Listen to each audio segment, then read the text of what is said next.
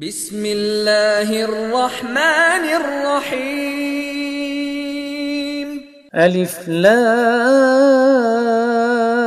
را كتاب أنزلناه إليك لتخرج الناس من الظلمات إلى النور بإذن ربهم إلى صراط العزيز الحميد.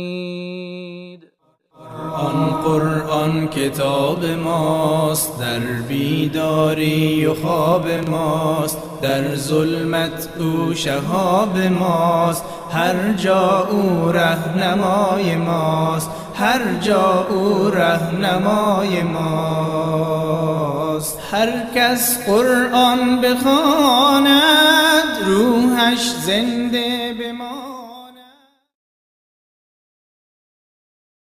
ونستغفره ونعوذ بالله من شرور أنفسنا ومن سيئات أعمالنا، من يهده الله فلا مضل له ومن يضلل فلا هادي له، واشهد أن لا إله إلا الله وحده لا شريك له، واشهد أن محمدا عبده ورسوله. أما بعد، فأعوذ بالله من الشيطان الرجيم. بسم الله الرحمن الرحيم. إن الذين كفروا وماتوا وهم كفار، یقینا کسانی که انکار کردند از دعوت حق، از دلایل یکتاپرستی الله متعال، و ماتو و از دنیا رفتن وفات کردن، و هم کفار در حالی که و کفار هستند. اولئک این مردما علیهم بالایشان لعنت الله، لعنت الله است، و الملائکه از ملائکه، و الناس از مردم اجمعین از تمامی است. خالدین فیها، همیشه دی لعنت هستند. لا یخفف عنهم العذاب، سبک کرده نمیشه از یا عذاب، ولا هم ینظرون، و نه برایشان مهلت داده میشه.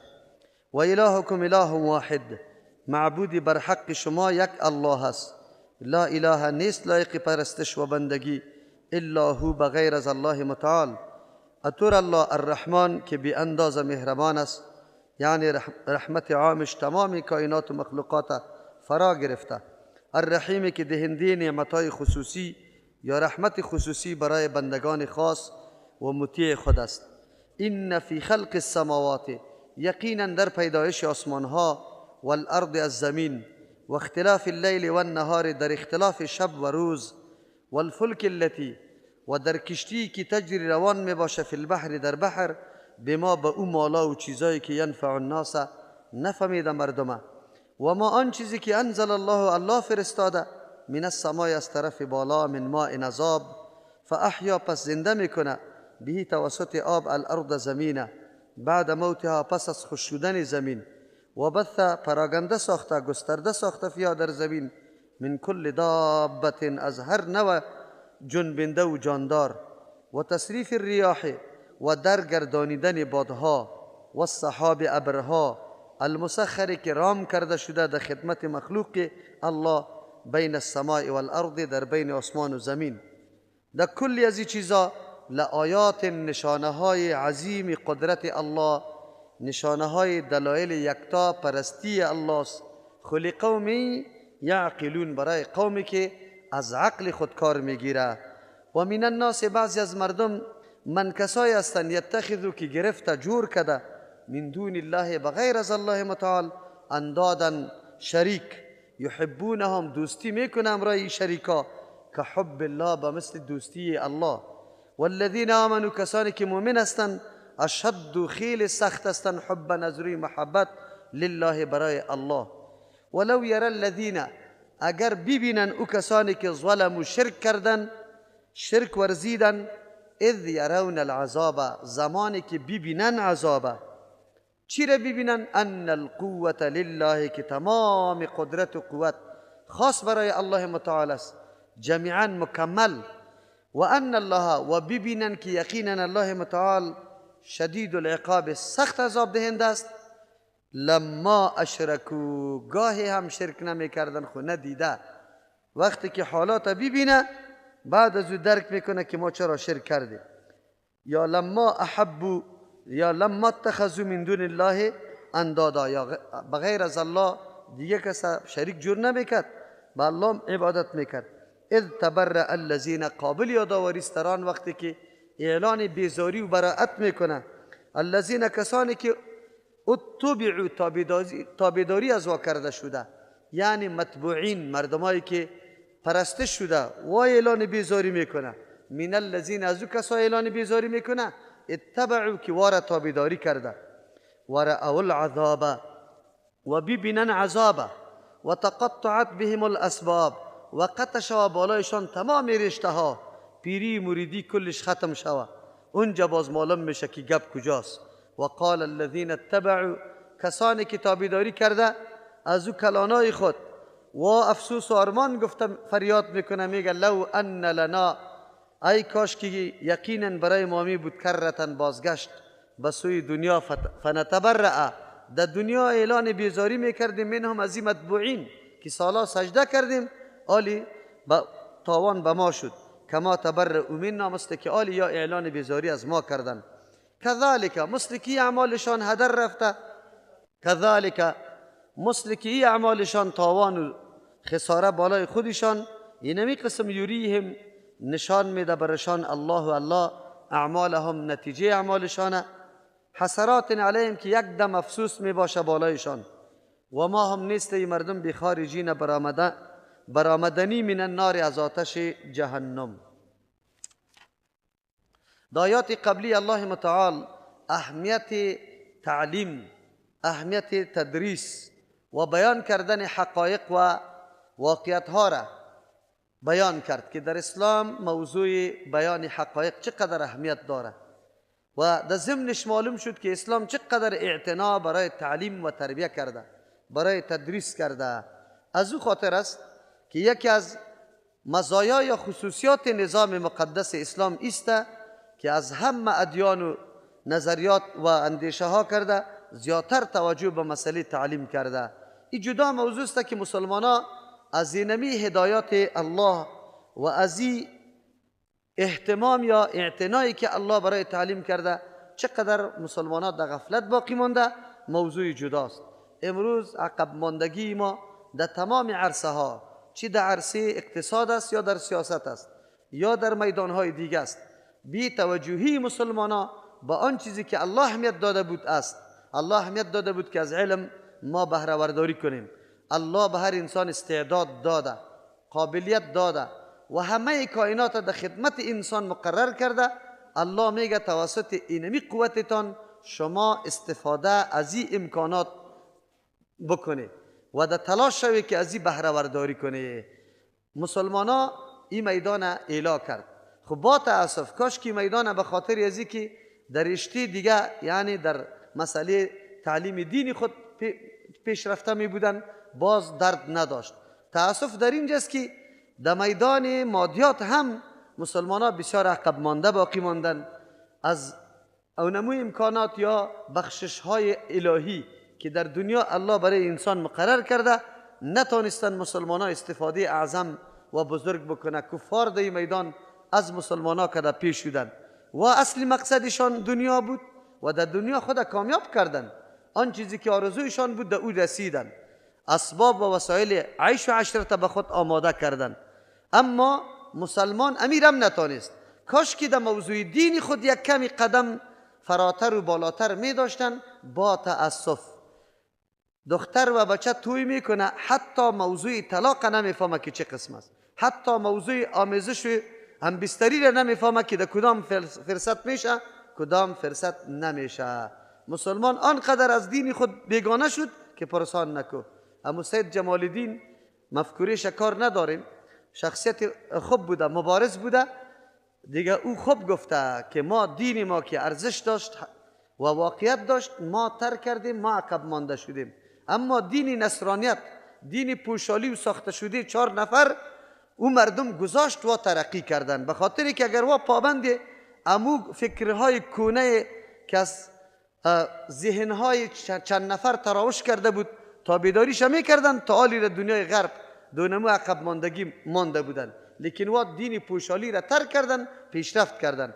ما مسلمان ها دین واقعی خود ترک کردیم، عقب مانده شدیم. اوی واقعیت است. همون طور است معلومات کافی در مورد دین خود ما نداریم. اما آیات های قرآن کریم آنقدر برای ما تاکیدات داره که هیچ پرسان نکو. سختترین جزا را برای او علما مقرر کرد که بعد از آشنا شدن به حقایق دین و بازم پرده نعوذ بالله جهالت کش میکنه، مردم در تاریکی نگاه میکنه، حقیقت به مردم بازگو نمیکنه. سرسختترین جزا در قرآن کریم برای علمای سو، برای علمایی که مردم در تاریکی و ظلمت نگاه کرده، حقیقت و واقعیت به مردم بیان نکرده، قرآن کریم ای را برای ما بازگو کرد. این برای ما میرسانه که یک عالم در جامعه چی مسئولیت داره، چقدر باید کوشش بکنه، چقدر عرق ریزی بکنه که مردم با دین خود آشنا شوه. او دینی که یقینا هم دنیایشان میسازه و آباد میکنه و هم آخرتشانه. اما تاسف در اینجاست که ما در اردو میدان ناکام شدیم، هم در میدان مادی و هم در میدان معنوی. در اردویش ما پس مانده و عقب مانده شدیم. نه طور حلیه و عمل کردی را داشتیم که لااقل جهان دیگه از ما متاثر شوه و فرفتی اخلاق و روش ما شوه، و نه خود یک چیزی از علوم مادی داشتیم که در میدان خاصکل کرده پیش می بودیم. ما فقط در او اموری که سبب بدبختی ماست در او امور خیلی پیشرفته شدیم. چند سال نگذشته که دروازه بداخلاقی اعلا شده، امروز بداخلاقی به سطح نعوذ بالله پیشرفته شده که در فرانسه هم نخواد امی قدر بداخلاقی باشه که اینجا میشه. اونجا خو هر کار به رضامندی میشه، اینجا به خشونت و چاقوی گپا هم گپا صورت میگیره. الله رحم بکنه.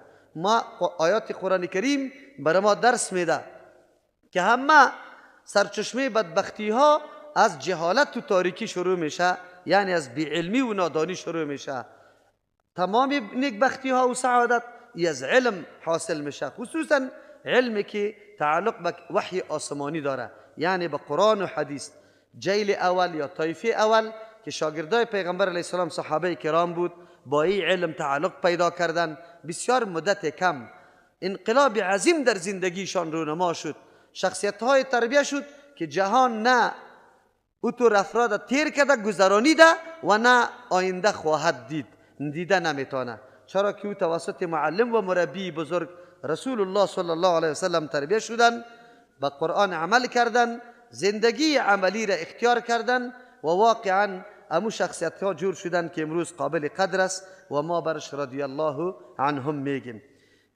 الله متعال متصل موضوع علم موضوع کفارم ذکر میکنه. برای عالم هم دروازه را باز کرده بود. الله چقدر حلیم ذات است، با وصفی که اگه انسان مرتکب جنایت بزرگ میشه حتی تا مادامی که باید او جنایت بخشیدن نشوه، اما الله متعال دروازه را بسته نکرده، به هر انسان طاغی و باغی دروازه را اعلا گذاشته، به خاطر ازی که امی بنده در جهنم نسوزه، امی بنده در جهنم نروه. الله چقدر رؤوف و رحیم است، نمیخواه بندش به جهنم بره، راه های سعادتش باز نگاه میکنه. ایره در امتحانات مختلف قرار میده که مگرم یک کمی توجهشی طرف پیدا شوه، لیکن انسان است که هنگام سختی سرش بیایه یک کمی نرمی دهش پیدا میشه. با مجرد فوت شدن سختی باز میبینی که امام کونه و تراوی کونه است، هیچ کدام تغییر و فرق نآمده. الله بسیار زمینه سازی میکنه برای بخشیدن بنده خود، اما با تأسف که بنده بسیار غافل است. اینجا ببینی کفار و کسایی که کافر هستند مکمل دشمنی الله را کرده، لیکن در حالت کفر میمیرند. ان الذين كفروا اول خو لایق نیست که یک انسان با این استعداد سرشاری که الله برش داده، با این نسب قرائنی که الله در بیرون گذاشته، در وجود خودش دلایل بالای وحدانیت الله، بالای علم الله، بالای توحید الله گذاشته و بر علاوه انبیا و کتابا را روان کرده که یا هر کدامش عامل ازی میشه که انسان اجگام یک امر سرش مجهول و نامعلوم باقی نمانه و زودی که آن چیزی که حقیقت است و خواسته فطرت و پیدایشش است او را باید بپذیره که او تسلیم شدن به نظام الله است و نظام الله را باید بپذیره. لیکن بازم انسان دونمو سردرگمو بنده خواهشات نفسانی میشه، الله را نمیپذیره. بازم الله متعال برش موقع اعلا کرده که توبه بکنه. ان الذين كفروا یقینا کسانی که ناسپاسی میکنه، انکار میکنه از حقیقت، از واقعیت چشم پوشی میکنه. کفار کافر دیقانه میگه، دانه ها را میپوشانه به خاطر که او را پټ میکنه تا که پس سبز شوه. کافر ناسپاس است، نعمت الله را میپوشانه، در ضمیرش که صدای فطرت صدای فطری توحید است، امورم پٹ میکنه میپوشانه، نعوذ بالله بندگی خواهشات میکنه. این مردم از خاطری را کفرو میگه، انکار از حقیقت میکنه. و ماتو میمیرن و هم کفار، در حالی که یا کافر هستند. اگر کافر 100 سال 1000 سال باز بیا به سوی الله متعال اظهار ندامت و پشیمانی از کرده های ناشایسته خود بکنه، نزد الله متعال مکملی پاک میشه. این الاسلام یهدم ما قبله، اسلام چیزی که ما سابقه کسی انجام داده مکمل از بین میبره. چقدر زمینه را الله مساعد کرده برای کسی که امچو سردرگم باشه و باز به هوش بیا و اسلام بپذیره. اینجا لعنت الله متعلق وقتی میشه، سری مطلقی کافر لعنت نمیشه، زمانی که در حالت کفر میموره. از امو خاطر است که علما در مورد لعنت فرستادن اختلاف داره که آیا لعنت فرستادن مطلقا جایز است یا نه. قول راجح است که لعنت فرستادن مطلقا جایز است، به خاطر که پیغمبر صلی الله علیه و سلم بددعا کرده. لعنت ایره میگه که تو بددعا بکنی یک شخص مورد رحمت الله متعال قرار نگیره، تو بیش قبول نشوه، در حالت عذاب تکلیف هم در دنیا هم در آخرت باشه. ایره لعنت میگه. مفهوم لعنت امیسته که انسان در دنیا صاحب هدایت نشوه، الله برش هدایت نصیب نکنه، در آخرت الله برش جنت نصیب نکنه. چرا کسی که ملعون شوه از رحمت الله دور میشه. رحمت الله در دنیا هدایت است، توفیق ایمان است و در آخرت دخول جنت است، از هر دو محروم میشه. پیغمبر صلی الله علیه و سلم بالای اقوام خاص، بالای اشخاص خاص که به او معلوم شده بود لعنت فرستاده. از او خاطر مطلق لعنت خود جایز است، اما به طور عموم یا مشخص. به طور عموم جایز است. لعنت الله علی الکافرین، لعنت الله علی الظالمین، این را گفته میتونیم. لعنت بالای گناهکارای خاص پیغمبر علیه السلام گفته. زنانی که مویای خود زیاد میکنه، دیگه مویا را قطع مویای خود وصل میکنه، در بین دندانای خود چی میکنه؟ جدا جدا میکنه که جدایی دیش پیدا شوه، یا خالکوبی میکنه، یا ابروهای خود میچینه، یا خود مشابه مردا میکنه، یا مردایی که خود مشابه زنا میکنه، مویا را مثل زناوری از شانه زیادتر دراز میمانه، یا ریش خود اون انقدر پاک و صاف کل میکنه که حتی فکر نمیکنی این مرد است یا زن. شما این متوجه باشه، رسول الله لعنت گفته، رسول الله صلی الله علیه و سلم گفته. سری سودخور لعنت گفته شده، سری قمارباز و شرابخور لعنت گفته شده. لعان کسی که سیاست خود تهمتای ناحق میکنه در اونجا لعنت گفته شده. از او خاطر اینطوری لعنت گفتن به طریق عموم که یک صفت خاص مذموم و زشت در یک کسی باشه لعنت گفته میتونی، لعنت الله علی الکاذبین. لیکن به شخص که تنها باشه برای ازی لعنت گفته میتونیم یا نه؟ ولو که کافر باشه، قول راجح است که به شخص کافر لعنت گفته نمیشه. شده میتونه در وقت آخر امی کافر مسلمان شوه و تو برش لعنت گفته ای. وقتی که طور گپ باشه، پس اون مادرایی که همیشه در دهنشان بددعاست، همیشه در دهنشان به اولاد خود، در اولادای خود بددعا میکنه، الله تو را نامراد کنه، الله تو را در مقصد نرسانه، الله تو را قطع توب هلاک کنه، الله تو را چیستا فقیر و گپا بکنه، یا کلش لعنت هاست. این قطعا درست نیست که کسی بکنه، خصوصا در اولاد خود. این آلی قرت آمده برش بددعا میکنی، باز پسان که یک کمکی درد سرش بیایی باز گریبانی تپاره میکنی.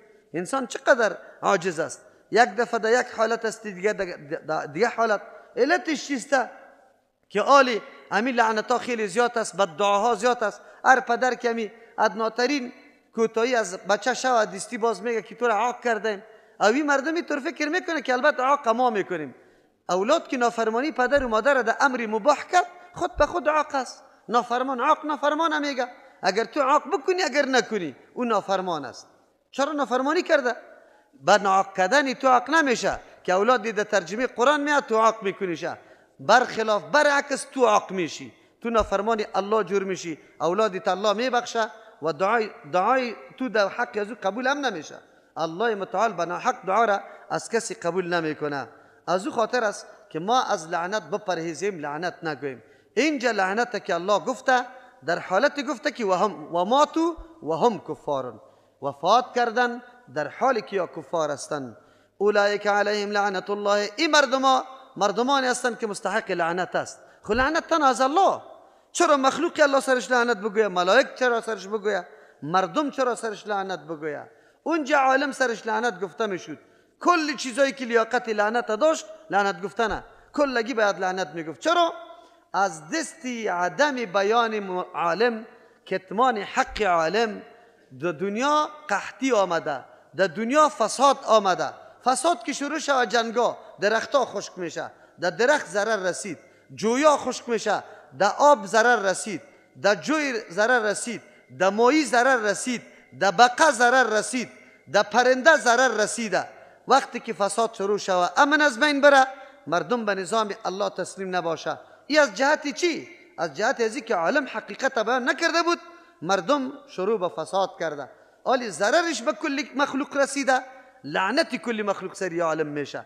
چرا که وسیله و ذریعه برای فساد این مردکه شده. اینجا کافر چرا الله هم سرش لعنت بگویه، ملائک هم مخلوق الله هم سرش لعنت بگویه. به خاطر ازی الله سرش لعنت بگویه. الله پیدا کرده ایره، ای خالقی خدا نشناخت. خب ملائک چرا سرش لعنت بگویه؟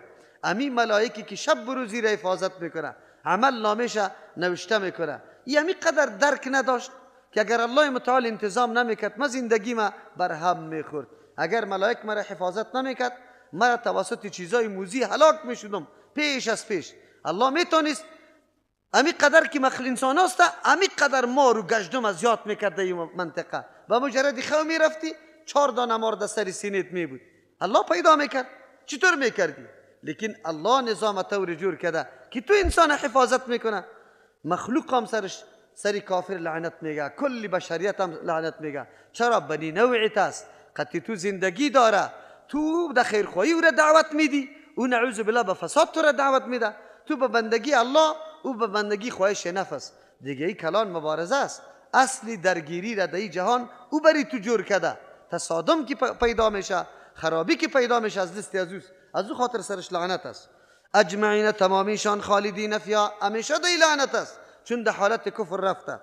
لا یخفف عنهم العذاب، شده میتونه که باز عذاب سرش سبک شوند؟ نه، کفار در حالت کفر رفته، گپا خلاص شد، سبک کردن نمیشه از عذاب. ولا هم ینظرون، مهلت هم برشان داده نمیشه که برو اینی قدر مهلت بره پس ایمان بیاره، این طورام نیسته. یا در وقتی که در جان کندن نزدیک میشه، در وقت جان کندن انسان بعضی آثار و علایم جهان دیگر را میبینه. از همون خاطر است که در وقت جان کندن به مرده زیاد اصرار نکو و چیزای دنیا را برش پیش نکو. اینجا کلمه طیبه را زیاد تو گفته برو، به خاطری که در ذهن از او بگرده توحید و عقیده یکتا پرستی الله. فرعون ایمان همونطور نآورده بود، او اونجا سختی را دید از جهان دیگر. از جهان دیگر یک چیزی برش معلوم شد که او فریاد زد که من ایمان آوردم بر رب موسی و هارون. در وقت جان کندن انسان بعضی آثار جهان دیگر را میبینه، با سخت پشیمان میباشه، لیکن مهلت نیست، نه توبه قبول میشه و نه ایمان قبول میشه. این را حالت یأس میگه، حالت یأس، حالت ناامیدی انسان میرسه. از او خاطر مهلتا داده نمیشه که آدم اظهار پشیمانی بکنه، پشتی سر میآید. باز اونجا که برسه، اینجا خب پیر صاحبا را سجده برش میکرد، اونجا می پیر صاحبا اعلان براءت میکنه، باز میگه وی وی وی وی وی ما خب کلی عمر در خدمت یزید تیر کردم، چرا اینطور شد؟ اونجا باز برش معلوم میشه. و الهکم اله واحد، اصل مدعای قرآن کریم دوم بار بازگشت. یا ایها الناس اعبدوا ربکم الذی خلقکم، ای مخلوق الله، ای تمامی بشریت، یک الله را پرستش بکنه. الله بعد از او متنوع دلایل بر ما ذکر کرد که هر انسان قناعت بخشه، انسان متفکره، وادار به این میساخت که باید بندگی فقط از الله شوه، نه از دیگران. نعمتای خود الله متعال بالای بنی اسرائیل یادآور شد، اون نعمتها برای ما هسته. انسان باید نعمت شناسی را بفهمه، بعد از او درک بکنه که بندگی لایق کیست، انسان تابع کی باید باشه، از کی پیروی بکنه، فرمان کی را بپذیره. آلی باز دعوت بمیسته. در هر جایی که دعوت به سوی توحید الله داده میشه، بعد از او دلائل ذکر میشه. همیشه دلائل در قرآن کریم از توحید ربوبیت ذکر میشه بالای توحید الوهیت. بندگی حق الله است. چرا؟ خالق الله است. چرا؟ انتظام زندگیت الله کرده. این تو میپذیری، از این تو انکار نمیکنی. یکیش میپذیری، دیگهش نمیپذیری. توحید ربوبیت اقرار میکنی که خالقم الله است، رازقم الله است، عزت دهنده الله است، میراننده، زنده کننده الله متعال است. خیر چرا نمیپذیری که حق بندگیم فقط به الله خاص است؟ سجدم به الله خاص، رکوع به الله خاص، قیام، نظر، طواف، روزه، نماز، قربانی، هر چیز که عبادت گفته میشه یام خاص برای الله باشه. بار بار این موضوع تکرار میشه، بار بار تکرار میشه. چرا؟ اهمیت موضوع براتان واضح میشه که به نزد الله متعال مهمترین موضوع عقیده یکتا پرستی الله است. چرا؟ ریشه و اساس کل مفکوره ها و اعمال از زمین جا آغاز میشه. اصل تهدابش امیسته. زمان عقیده یکتا پرستی الله در قلب انسان قوی شوه، باز امو مؤمن واقعی جور میشه که کل وجودت لبیک به الله میگه، کل وجودت شایسته میشه و مطابق تعلیمات الله قدم میزنی. هیچ نافرمانی باز در تو دیده نمیشه. از امو خاطر است که صحت عقیده و درستی عقیده یک امر ضروری است و نعمت عظیم الله متعال است. ما تلاش ما در جامعه ما برای ترزیق این عقیده صاف که قرآن بیان میکنه عقیده یکتا پرستی الله بسیار ضروری و اهمیت داره. تلاش ما به این خاطر باشه کدام اطفالی که تدریس میشه در کدام مرکز، در اونجا که بخش عقیده نداشته باشه. مثلا ما در تمام حلقات خود محفوظات داریم، اول بخشش عقیده است، باید عقیده تدریس شود. ایره نگویم این تفلکاست نمیفهمه. الحمدلله تفلکا را بره که آیت و حدیث براتان تیر کنه در مورد موضوع عقیده. این ما بودیم که سالا تیر شد، بابا و اجداد ما کسی هم نگفت که بندگی چی معنا داره، امتیت چی معنا داره، ملتیت چی معنا داره، برای کی بنده باشیم، به کدام دلیل باشیم. یک عمری بگوی بسیار گبی کدام ناگوارا را تیر کردیم، نبود نه عرصه علم بود نه تدریس و تعلیم بود. آلی الحمدلله وسایل تعلیم و تدریس بسیار زیاد است و الحمدلله آماده شده. کوشا باشیم هر کدام ما خود وظیفه داشته باشیم به اهل بیت خود. ما در زمستانی که گذشت در اول در مسجد در جمعه بیان کرده بودم که دوستا برنامه بگیری کتاب محفوظات در خانه تان از طرف یک نفرتان بعد خفتن همونطور باستی که یاد داریم دیگه هم تکرار شوه، دیگه هم سوال و جواب شوه. به خاطری که یه عقیده همیشه در ذهن ما چکر بزنه، جای داشته باشه، رسوخ داشته باشه، محکمی داشته باشه. اعمال خود به خود جور میشه، خود به خود جور میشه. اعمال تابع اینمی ضمیر و عقیده است. تو عقیده داری که الله در روزه برای من پاداش میده، الله در روزه از من راضی میشه، الله در این روزه برای من عوض میده. این از نگاه عقیده است که تو را کنترل کرده. عقیده نباشه توی کار نمیکنی. عقیده بود که تو را وادار ساخت در درس قرآن حاضر کرده. چرا باورت یک اینطور پخته شد که من امروز یک حصه عمر خدا در درس قرآن کریم میدم و این برای ما بسیار مفید تمام میشه. باورت پیدا شده، این محرکش از این شد که تو در اینجا حاضر شدی. از این خاطر کار بالای عقیده اهمترین موضوع.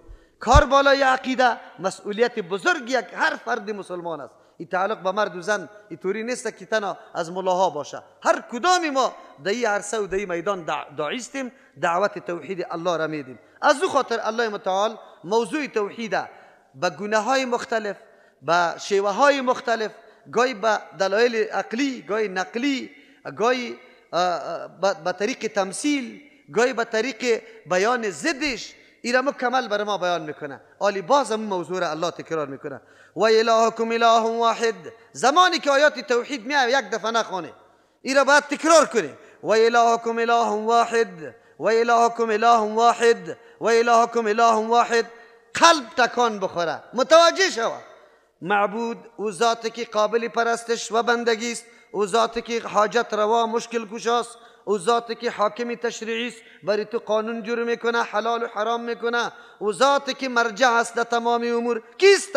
اله واحد، یک الله است، کسی دیگری قطعی از شریک نیست.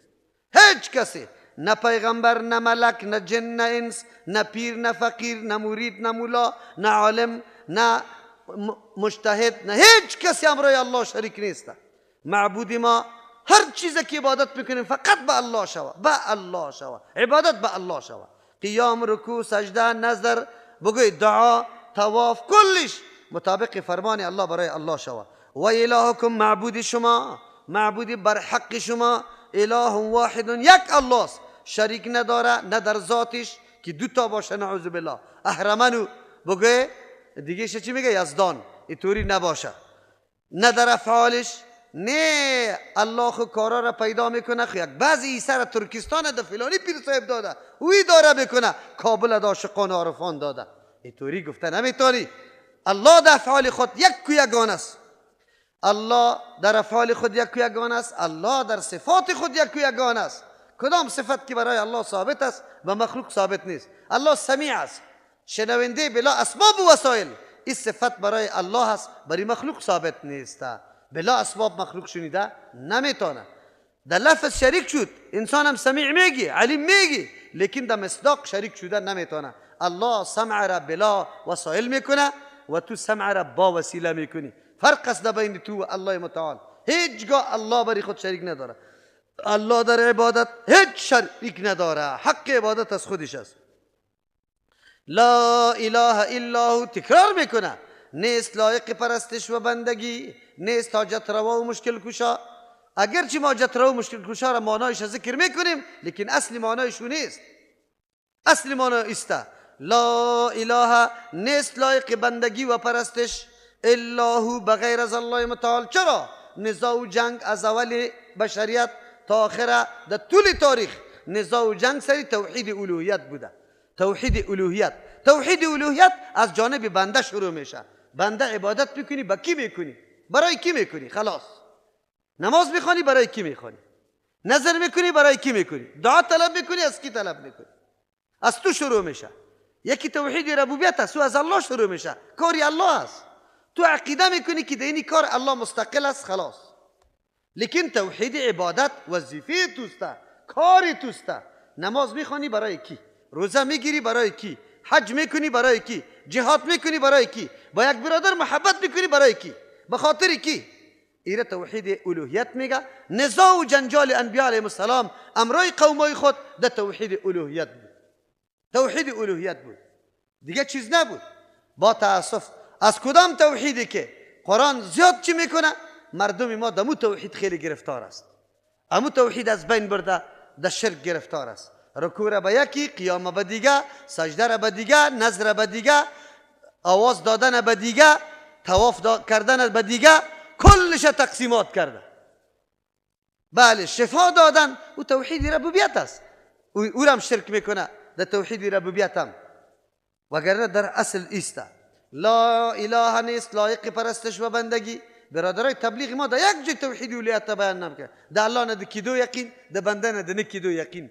در کیدو و نکیدو یقین توحید ربوبیت است. مشرکین مکه این عقیده داشتن، از الله شودن و از غیر الله نشودن عقیده که این توحید ربوبیت است. مشرکین مکه قبول داشت. بیان توحید الوهیت شوه، نظام که پیدا میشه همینجا پیدا میشه. وقتی گفتی که زیارت قابل طواف نیست، این زیارت قابل بگوی تعظیم نیست که تو برش بیایی آلی ایتر به احترام استاد است که تو میگی توی را میبینی ای برات سعی میکنه. اینطور نیست. وقتی اینی را گفتی مردم در جانت میخیزه، مردم در مقابلت میخیزه. الرحمن الرحیم، نیست لایق پرستش و بندگی بجز از الله. چرا؟ به خاطری که الله رحمان است. در این صفت یک کسی امرای الله شریک نیست. کلگی محتاج الله است، محتاج رحمت الله است. مرحوم است، مرحوم، رحم الله کرده. پیغمبر مرحوم است، ملک مرحوم است، جن مرحوم است، ملا، عالم، پیر، هر کس مرحوم است، محتاج به رحمت الله متعال است. زندگی وجودش اثر رحمت الله است. این که در دنیا آمده، کدام کمالاتی که بر یزید داده شده آثار رحمتی کیست؟ الله. پیغمبر که نبوت حاصل کرده اثر رحمت الله متعال است. محتاج است به الله، محتاج معبود شده نمیتونه. زمان پیغمبر ملک معبود نشد، دیگه کی معبود شده میتونه؟ کی است که معبود شود؟ الرحیم، دهنده نعمتهای خاص است. در این صفت کسی امرای الله شریک نیست. بزرگترین پیغمبر، معززترین پیغمبر در کل انبیاء علیهم السلام محمد رسول الله صلی الله علیه و سلم است. میتونه که کسی را هدایتی خاص بکنه، توفیق ایمان بده؟ نه، انک لا تهدی من احببت ولكن الله یهدی من یشاء. کاکا خدمت کرده، روزای سختی را قطشتیر کرده قطی رسول الله، شانه به شانه در دعوت قطع شریک است. با وصفی وقتی جان کندن میشه رسول الله میخواه یک دفعه کلمه لا اله الا الله را بگه، عقیده توحید اعلان کنه، نمیتونه رسول الله نمیتونه.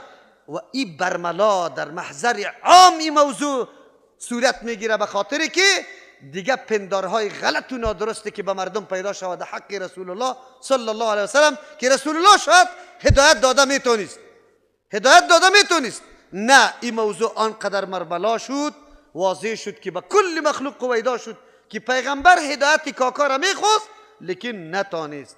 زمانی پیغمبر کاکای خود هدایت نمیتونه، این پیر گمراه این چطور مردم دستی در عرش رسانده میتونه؟ از این که در شرک بزرگ دیگه هست یا نیست؟ مریدا به پیرای خود عقیده داره که این آدم در عرش میرسانه، توجه ثبوتی که ایجابی کرد، توجه سلبی کرد، از ایمان زایل کرد و از در ایمان بخشید. از این که در کفری بزرگ کدام است؟ دین چی را میگه؟ در قرآن بشی در کتاب الله تعالی را صفت رحیم نمیفهمی که الله رحیم است چه معنا داره، مطلبش چیست؟ رحمت خصوصی را الله متعال میده، کسی داده نمیتونه. توفیق ایمان. از او خاطر وقتی که خود در عقیده صحیح دیده، وقتی خود در نمیتور مجالس عقیده صحیح دیده، شکر الله را بکشه. خودتان توان نداشتی، الله براتان ارزانی کرده، الله سرتان احسان کرده، تو را لایق دیده که امیتور عقیده و امیتور نعمت برات نصیب کرده، آل حفاظتش بکو، آل دفاعش بکو. یا عقیده را که الله برات نصیب کرده این حفاظت کو و از این دفاع بکو. حفاظت وقتی میشه که آل مطابق عقیده حرکت بکنی، مطابق عقیده چرخ بخوری، با هر کس از امی عقیده انگیزه بگیری، محور امی عقیده باشه و دفاع از عقیده بکنی. کسی که عقیده را قطع میکنه، عیب میلگانه، در مقابل استاد. دلیل میگه الله. چرا یک الله؟ معبودتان یک الله است. دلیل داره؟ بله. الله یک دفعه انسان میگیره، چیزایی که ما با چشم سر مشاهده میکنیم، منظرهای عجیبه، نظم دقیقه، دیسپلومی که هیچ انسان نمیتونه ایره کارگزاری بکنه. اگر در یک برگ درخت ما بگیریم، کتاره هایی که در بغل برگ درخت سمیر شمار بکنیم به یک نظم خاصی که الله متعال امی برگ داده، کدام رگایی که در بین برگ است، این پهن صحن پهن کی داد، این چه قسم ایره رگایش تقسیمات شده، این رنگ کی داده، این رنگ کی داده؟ داده میتونه کسی؟ هست کسی؟ انسان است. این انسان اگر یک دفعه در این صفحه پهن هستی یک نظری خدا بندازه، عجایبات الله را مشاهده میکنه. این عجایبات خود دلیل بالای وجود الله، بالای علم الله، بالای توحید الله، بالای بگه حکمت الله، بالای خبیر بودن الله، بالای قیوم بودن الله، سری صفات الله دلیل است. بیالی تو را از دستت میگیره، امی طور میاره که انسان بی که چی کار است، سیاره ها را بی، فضا را بی، دیگه کره را بی، هر کدام وظیفه مشخص داره انجام میده، شب و روز تبدیل میشه. یا فتاب در اختیار کیست؟ کی را طلوع میده و بس غروب میکنه، تغییر شب و روز میاره، کی گرمی میاره کی سردی میاره. دنیا با اینمی قدر علم پیشرفته خود کمند انداخته رویسته، الا عطارد کشف کرد، الا در کره مهتاب برآمد، الا در چیست زحل رفته. با الله معلوم. این مطابق علم کوچک یک انسانی است که قدر تخمین کرده رویسته و هر قدر که بالا میری با جز از که بگوی صحنه هستی قدرت الله برات عظیم شده میره، بزرگ شده میره، دیگه چیزم به دست برات نمیآید. با الله معلوم که چقدر دیگه به انسان انکشافات شوه، چقدر به انسان انکشافات شوه، کلش به انسان متأمل و متفکر درس عظیم است، دلیل بزرگ است. بالای از که الله معبود است، کسی دیگری معبود شده نمیتونه. این فی خلق السماوات، یقینا در پیدایش آسمان ها. انسان کمی چشم واز میکنه اول طرف آسمان، نظرش د آسمان میخوره. والارض، زیر سعی میکنه زمین است. و اختلاف اللیل، در اختلاف شب و روز خودت مشاهده میکنی، لمس میکنی، تاریکی تیر شد، راحت حاصل شد، بدنت آرام گرفته. پس ترجمه اینجا آمده ای کی همین انقلاب آورده بود؟ بیار همین انقلاب. یک ذاتی است که همین انقلاب به می نظم میاره. یک ذات است، همونطور خود به خود نمیشه. کارهای اتفاقی، کسی که میگه اتفاق، این غلط گپ است، غلط گپ است. کار اتفاقی است، اتفاق میشه. تو بدبخت یک دفعه کار اتفاقی بکن، چند دانه یک و دو و سه و چهار شماره را میپرتم در جیبت. خب پسان همون شماره به ترتیب برای یک اول برای دوم برای میتونی. او کمونیست که تو میگه هر چیز اتفاقی است. چه رقم اتفاق است؟ هستی بزرگ است در پشتی سر این نظم. این دقت، این باریکی، این مصلحت، این فایده های عظیمی که هر چیز مرتب میشه. همونطور نیست. دنبال از یک قوت بزرگ است. او قوت بزرگ کیست؟ الله است. باز تو میگی نه ماده است. ماده کورو کر، ماده که چیز نداره. تعجب است. الله که بصیرتشان محو میکنه. اولئک کل انعام بل هم اضل. یا واقعا چارپای هستن، از چارپای کدام خیلی گمراه است. و اختلاف اللیل و النهار، در اختلاف شب و روز، یکیش تاریک دیگهش روشن، یکیش سرد دیگهش گرم، یا است که یکی پای دیگری میآید، دائم شب نیست دائم روز نیست. والفلک التي، و درو کشتی که تجری روان میشه، فی البحر، در بحر، بما به او طور چیزایی که ینفع الناس، نفهمیده مردم. کشتی چرا الله چوب ای طور خاصیت داده که زیر آب نروه؟ سنگکی خورده میپرتی این در قعر بحر میرسه. خوردک سنگک یک پختبر میباشه، در روی آب استاد شده نمیتونه. اما بگوی به هزارها تن وزن بار کو سری چوب با این نروه. خاصیت مایع بودن آب کی داده؟ چرا الله متعال انتظامی دقیق برای خدمتگزاری انسان کرده که ممالک یکی با دیگه با توسط بحر وصل کرده، سرکی قیریزی شده بدون تکلیف و محنت. الله متعال انتظام کرده برای مخلوقی خود. مخلوق است که نمیدانه قدر نعمت الله را. یک سرک جور میکنیم تا میدان شاره، یک سال تیر نمیشه از سرک سابقیش قدر کند و کفر خراب میشه. هزینه میایه دنیای غرب. ما چقدر قرضدار شدی بی خبیثا برای ما از قرضا خلاص نمیشیم. به خاطر از اینکه بریتان سرک ساختیم و ما سرکش نمیبینیم. در مرکز کابل روزی که باران میشه، مرد باشه کسی کشتی را پیدا کنه که از یک طرف سرک در طرف دیگه تیر شود. پولا غرق شد نمیشه. الله چقدر انتظام کرده برای بندگان خود. دنیا را احاطه به بحر ساخته. بحرم آب مایع صاف نرم. کشتی خاصیتش برش پیدا کرد چوبه. تعلیمش هم توسط پیغمبر برد نشان داد. نوح علیه السلام جور کرد. آلی تو کشتی ساخته رایستی، آلی میدانای هوایی جور کردی، آلی شهر از پیشش جور میکنی، آلی. افسوس است انسان، ان الانسان لظلوم کفار. این بحر برای بهرهگیری ازی بود که ما بارهای سنگین و گرانه که اگر در او انسان یک کمی فکر بکو، یک کمی تعامل بکو. و بث فیها من کل دابه، گسترانده در روی زمین از هر نوع جنبنده متحرک چیزایی که حرکت میکنه. تعجب میکنی که یا الله ای از کجا شد؟ این چه قسم رزق میخوره؟ الله تمام هستیش دلیل وحدانیت الله است، دلیل وجود الله است و دلیل سند و حجت بالای توسته. یکی از جمله هدایت مرحله شمی بود که تو محول خود نظر بکنی، تعامل درش بکنی. خوی این طوری نظر هر کس نمیکنه. قرآن خودش بر ما میگه و تصریف الریاح، گردانیدن بادها. باد که پیدا کرده که ده هوا بوزه. باز چرا این قدر؟ با خیلی سبک چیز است. این قدر قوت از کجا پیدا میکنه که ابرهایی که تنا وزن داره از آب پر است، از یک جای دیگه جای انتقال بدشه. بعد بعد از او ابرها بارانای خود شروع کنه، آبی شفافه در سر کوههای خشکی تو بیایه باران. اینا کی انتظام میکنه؟ کلش زیر فرمان الله. و انسان آفتاب تابع الله، آسمان تابع الله، زمین تابع الله، مهتاب تابع الله، باد تابع الله، باران تابع الله، بحر تابع الله. هر جنبنده را در روی زمین میبینی تابع الله، زیر نظام الله کار میکنه. تو بنده چرا تابع الله نمیشی؟ قانون کی برات وضع کرده؟ او تو در یک قانون خود تابع الله است؟ خب الله دو قسم قانون داره. در قانون جبریش خب همین به اندازه یک شخی ناخونم مخالفت نکرده نمیتونی.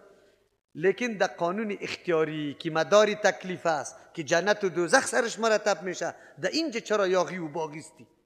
در اینجا چرا تأمل نمیکنی؟ و السحاب المسخر بین السماء والارض، و او ابری که رام کرده شده، تابع کرده شده، در کار مخلوق الله لگانده شده. الله مقرر کرده که خدمت مخلوق بکنه. در بین آسمان و زمین، در کل چیزایی که قبلا تیر کردیم چی است؟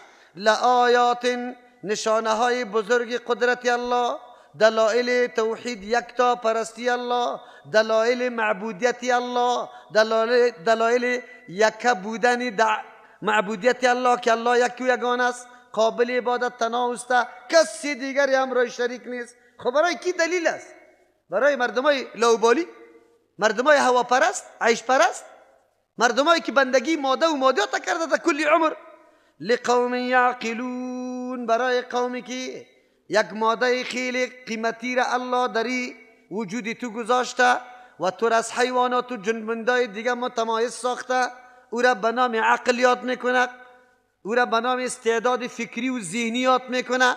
اینمی استعداد فکری و ذهنی است که تو را حاکم گردانیده بالای مخلوق الله. توسط همین استعداد استفاده کرده رویستی. از آب چه قسم استفاده؟ از میوه، از خاک، از سنگ، از معدن، از طلا، از نقره، از پرنده، از حیوان، از فضا، از بحر. چه رقم استفاده میکنی؟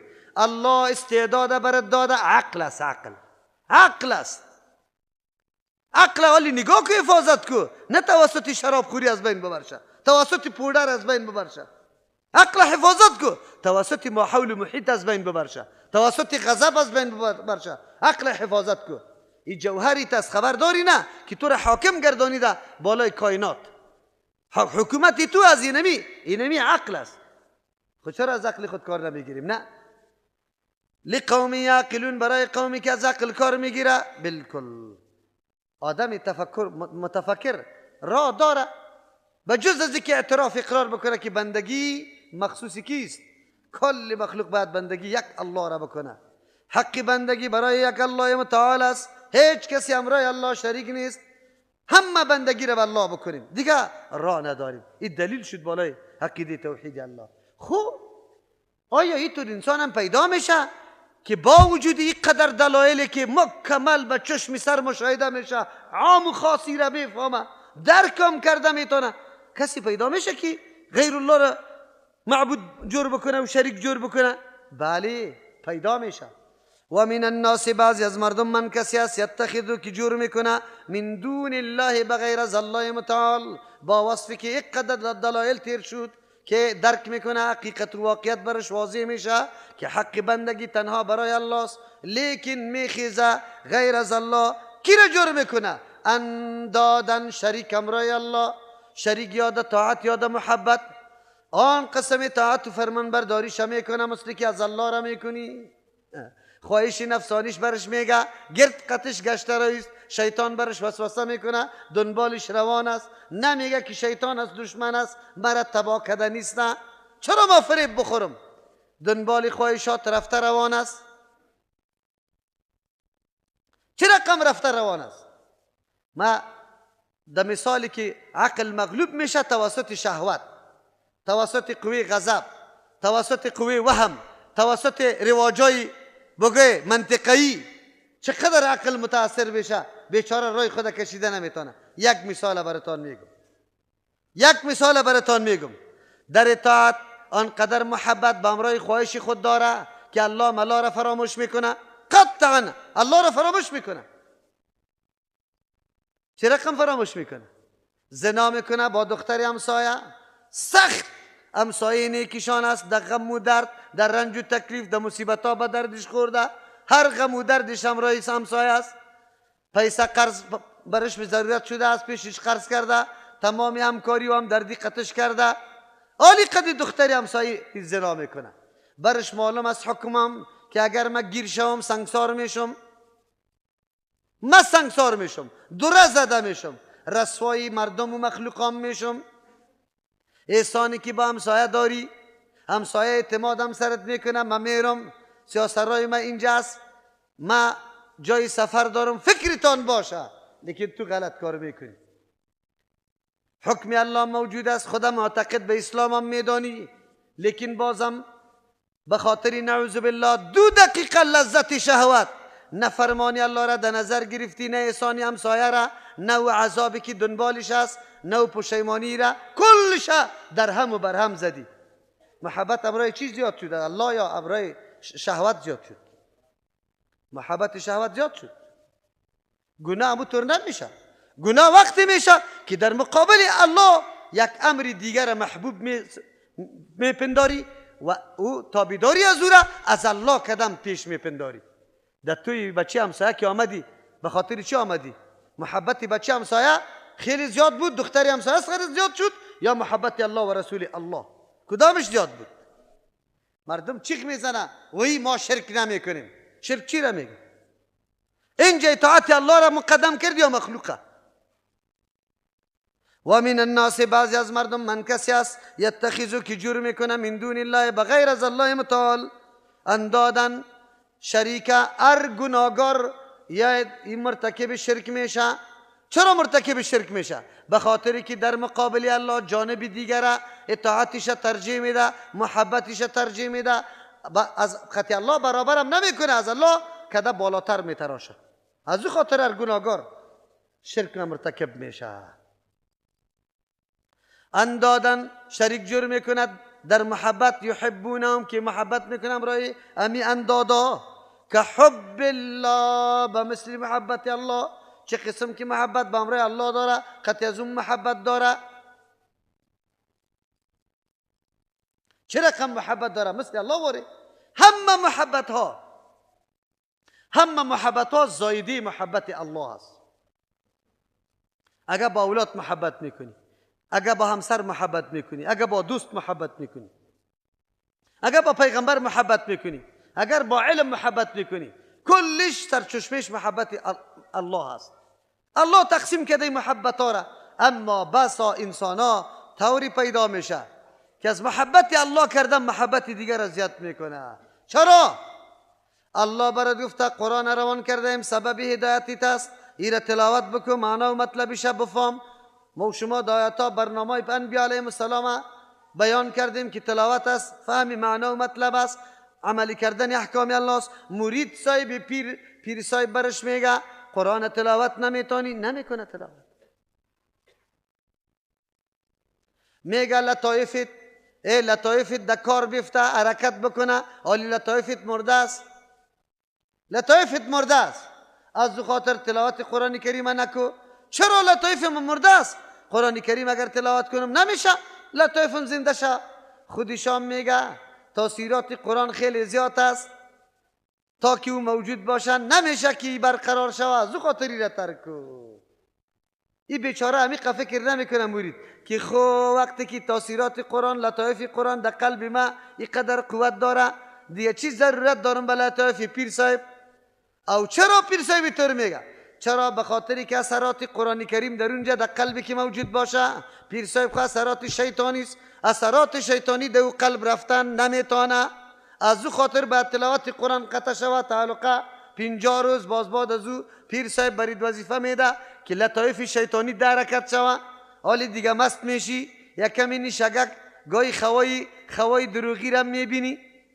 خوا خودی پیر صاحب برات میگه امشب خو میبینی. اینقدر شیطان ها قطع از واچی است، همکار است. شو شیطان در خویش میآید، ایره میگیره، غرقی دریا میسازه، غرقی دریا. پیر صاحب برش میگه باز فکرت باشه که به ما آواز بدی، به الله او تو مستقیم رسیده نمیتونی.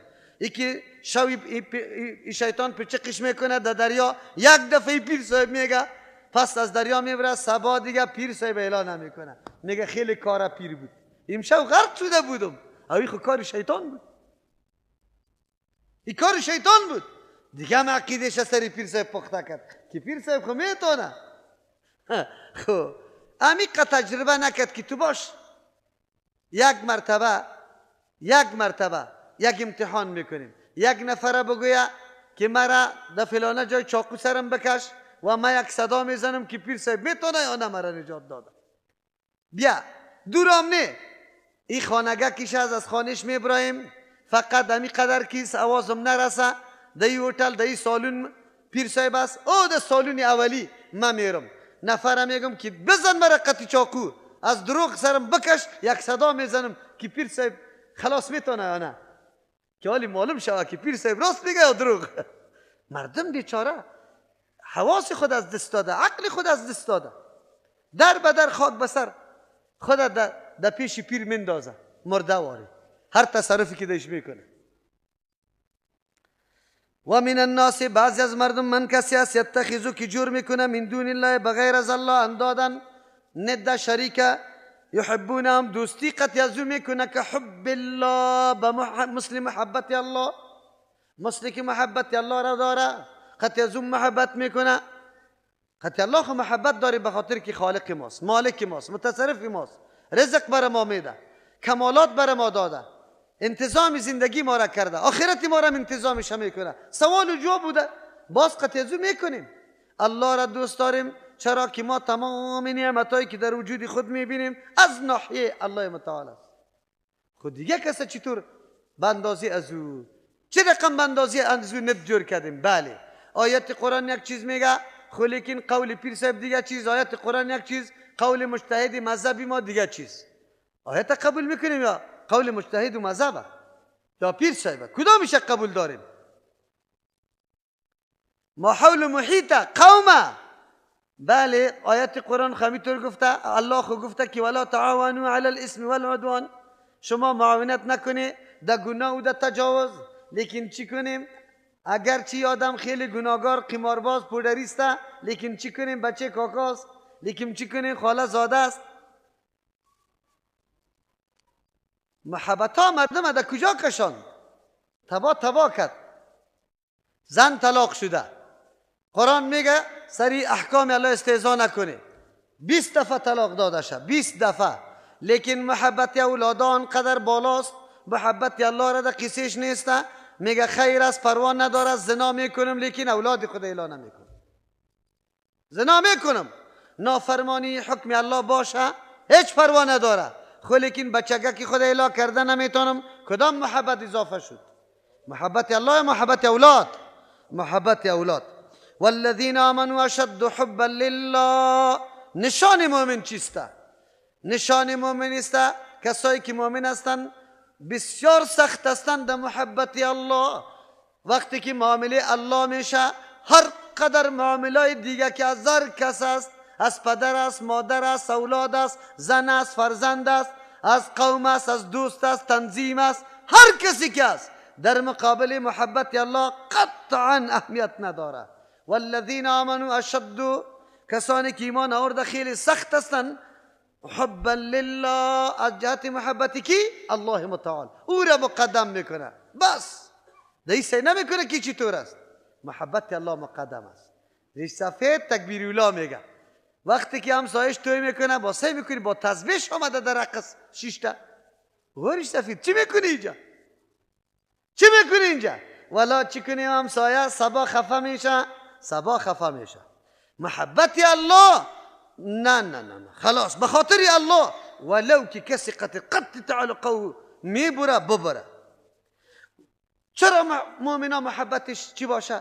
محبت های دیگه کلش عارضی است، یک وجه بری خود داره، تا وقتی که وجه موجود است محبت است، تا وقتی که شهوت موجود است محبت است، تا وقتی که امو مقصد و غرض داری اولاد به خاطر از که سبا روز به دردت میخوره، اونمو است. دوست محبت میکنی به خاطر که یک هدف برش داری، کارت پوره بشه. اگر کار نبود باز هیچ محبت نیست. کل محبت های دیگه عارضی است. محبت با الله، این محبت چی است؟ یقینی است. چرا این سرچشمه از علم میکنه، از عقیده تو باور میکنه که الله را چرا ما دوست داریم. دیگر روش کلش عارضی است. ولو یری الذین ظلموا، آلی الله بیان میکنه، آلی خویی قدرا را نمیفهمه، باز یک وقت میفهمه.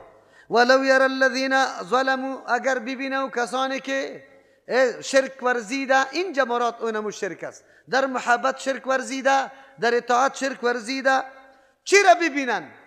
یک جمله را اینجا اعلام میکنم، ان القوة لله جميعا، اگر ببینه کسانی که شرک ده که قوت مکمل لله، خاص برای الله است، جمیعا مکمل، اختیارات تصرفات کلش پیش الله است، مالک نفع و ضرر تنها الله است، هیچ کسی دیگه مالک نفع و ضرر نیست.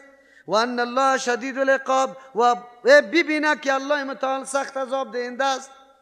لما جعلوا لله اندادا، جور نمی کردن به همراه الله شریکه، یا لما اشرکوا شرک نمی کردن. اگر ببینه که کل اختیارات برای الله است، تصرفات برای الله است و الله سخت عذاب دهنده هم است، گویا می کار نمی کرد، خود تعالی را ندیده، خیری را کی افسوس میکنه؟ اذ یرون العذاب، در آن وقتی که عذاب بینه با چشم سر، عذاب که ببینه اونجا باز میگه که وای وای وای وای چرا ما اینطور شدیم، چرا ما اینطور کار کردیم. الله یکی از مهربانی هایش امیسته، صحنه های قیامت مطابق علم بشریت برای ما تمثیل میکنه، پیش میکنه تا باشه یک درس عظیم برای خود انسان که سبب جلوگیری از این در واقع شدن در شرک شود. شرک آنقدر زشت است که الله نمیخواه بنده شرک بکنه، از او خاطر صحنه عذابه، صحنه پشیمانی ده، صحنه اعلان براءت مکمل در دنیا برای ما پیش میکنه. قبل از اینکه ما در اون صحنه برسیم، در کتاب خود برای ما بیان کرده صحنه چی رقم است. در دنیا کلانترین و بزرگترین تعلق از پیر صاحب و مرید صاحب می باشه. این قدر این علاقه قوی می باشه که پرسان نکو. چرا قوی است؟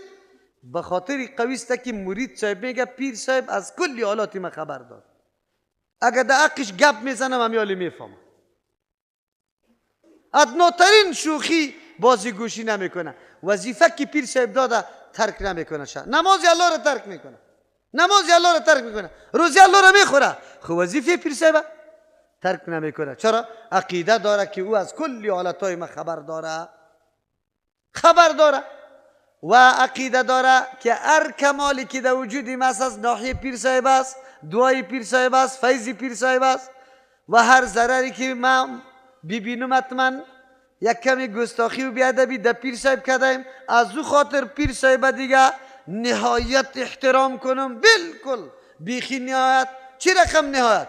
در دروازه که آمدم یک دفعه چیستا مرگی بگیره مرا، باز خود پرتم یک چند هو جا بکنم، باز بعد از او و چارغوک حرکت کنم، بیایم دمی پای ازی خود بندازم، باز پس از او برش بالا سعی کنم و ترسیده بسیار هیبت زده، باز پسکوی باز اونجا ملاق بزنم، باز ببینم وی زندگی شد، خلاص شد. این صحنه هاست. بزرگترین محبت با پیر صاحب است. دختری جوان با پیر صاحب میآید، مفت داده میشه. شما جوانا میزنه آخر پیسه هتل پیدا نمیتونی. پیر صاحب جای به جای نشسته است. دختری جوان نفرم 80 ساله تحفه برای پیر صاحب میآید. یه از محبت میشه بی محبت، ها؟ از محبت میشه بی محبت خو نمیشه. این صحنه است اینجا که تمام عمر رکوع و سجده کو پس کوی برو هیاهوی کو نمازی تام سرت فاسد شوه. چرا؟ یکی در نماز استاد شباز چی میکنه؟ یکیش میگه او، دیگهش میگه با دیگه شطور میکنه، باز دیگهش ملاق میزنه. عبادات الله را به خاطر پیر صاحب فاسد ساخته. یا وضویش خود 10 دفعه میده شده. اینجا خود کلی چیزی خوب که در خانه پیدا میشه در کجاست؟ بگوی در دست پیر صاحب است. پیر صاحب دیگه اینقدر پیری بزرگ است. از کجا فهمیدی؟ دستش پخته‌واری نرم بود. فقط واری نرم نباشه. 100 نفر او را بلیسه، 100 نفر هر روز چرک دیش نمیمونه، سفید نازنین. او پسته نباشه چی باشه؟ خیلی نرم. لیکن صحنه می آید. قرآن این حالت برای ما بازگو میکنه. آلی درک نمیکنه مردم. یک روز می آید کسایی که پرستش شده و استاد میشه اعلان میکنه. او دو قسم مردم است. یکی همینطور پیر صاحب است که مردم دعوت به سجده خود داده و خدا امیالی معرفی میکنه که اونجا یک قطار از ماست. از او خاطر برات میگه که از قطاری خود تو را میکشم.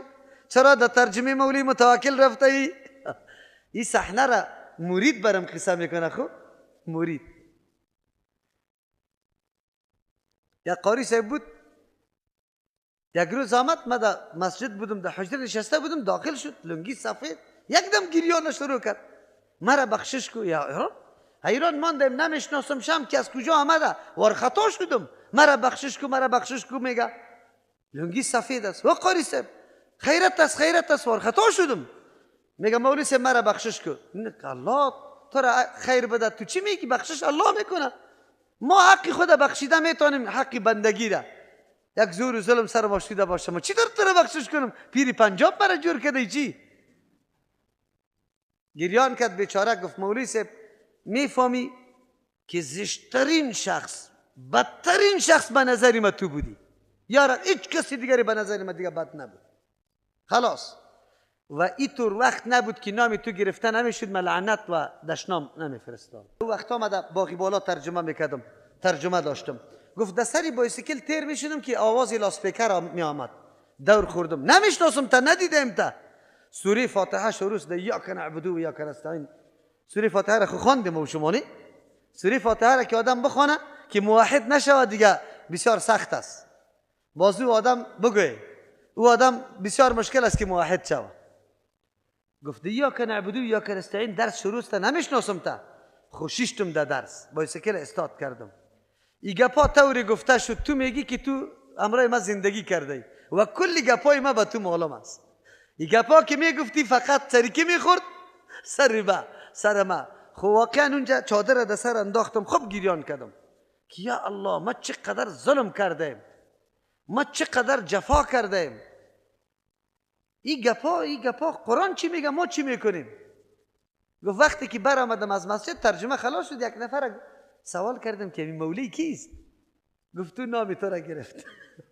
که نام تو را گرفت سخت دیگه وضعیتم خراب شد.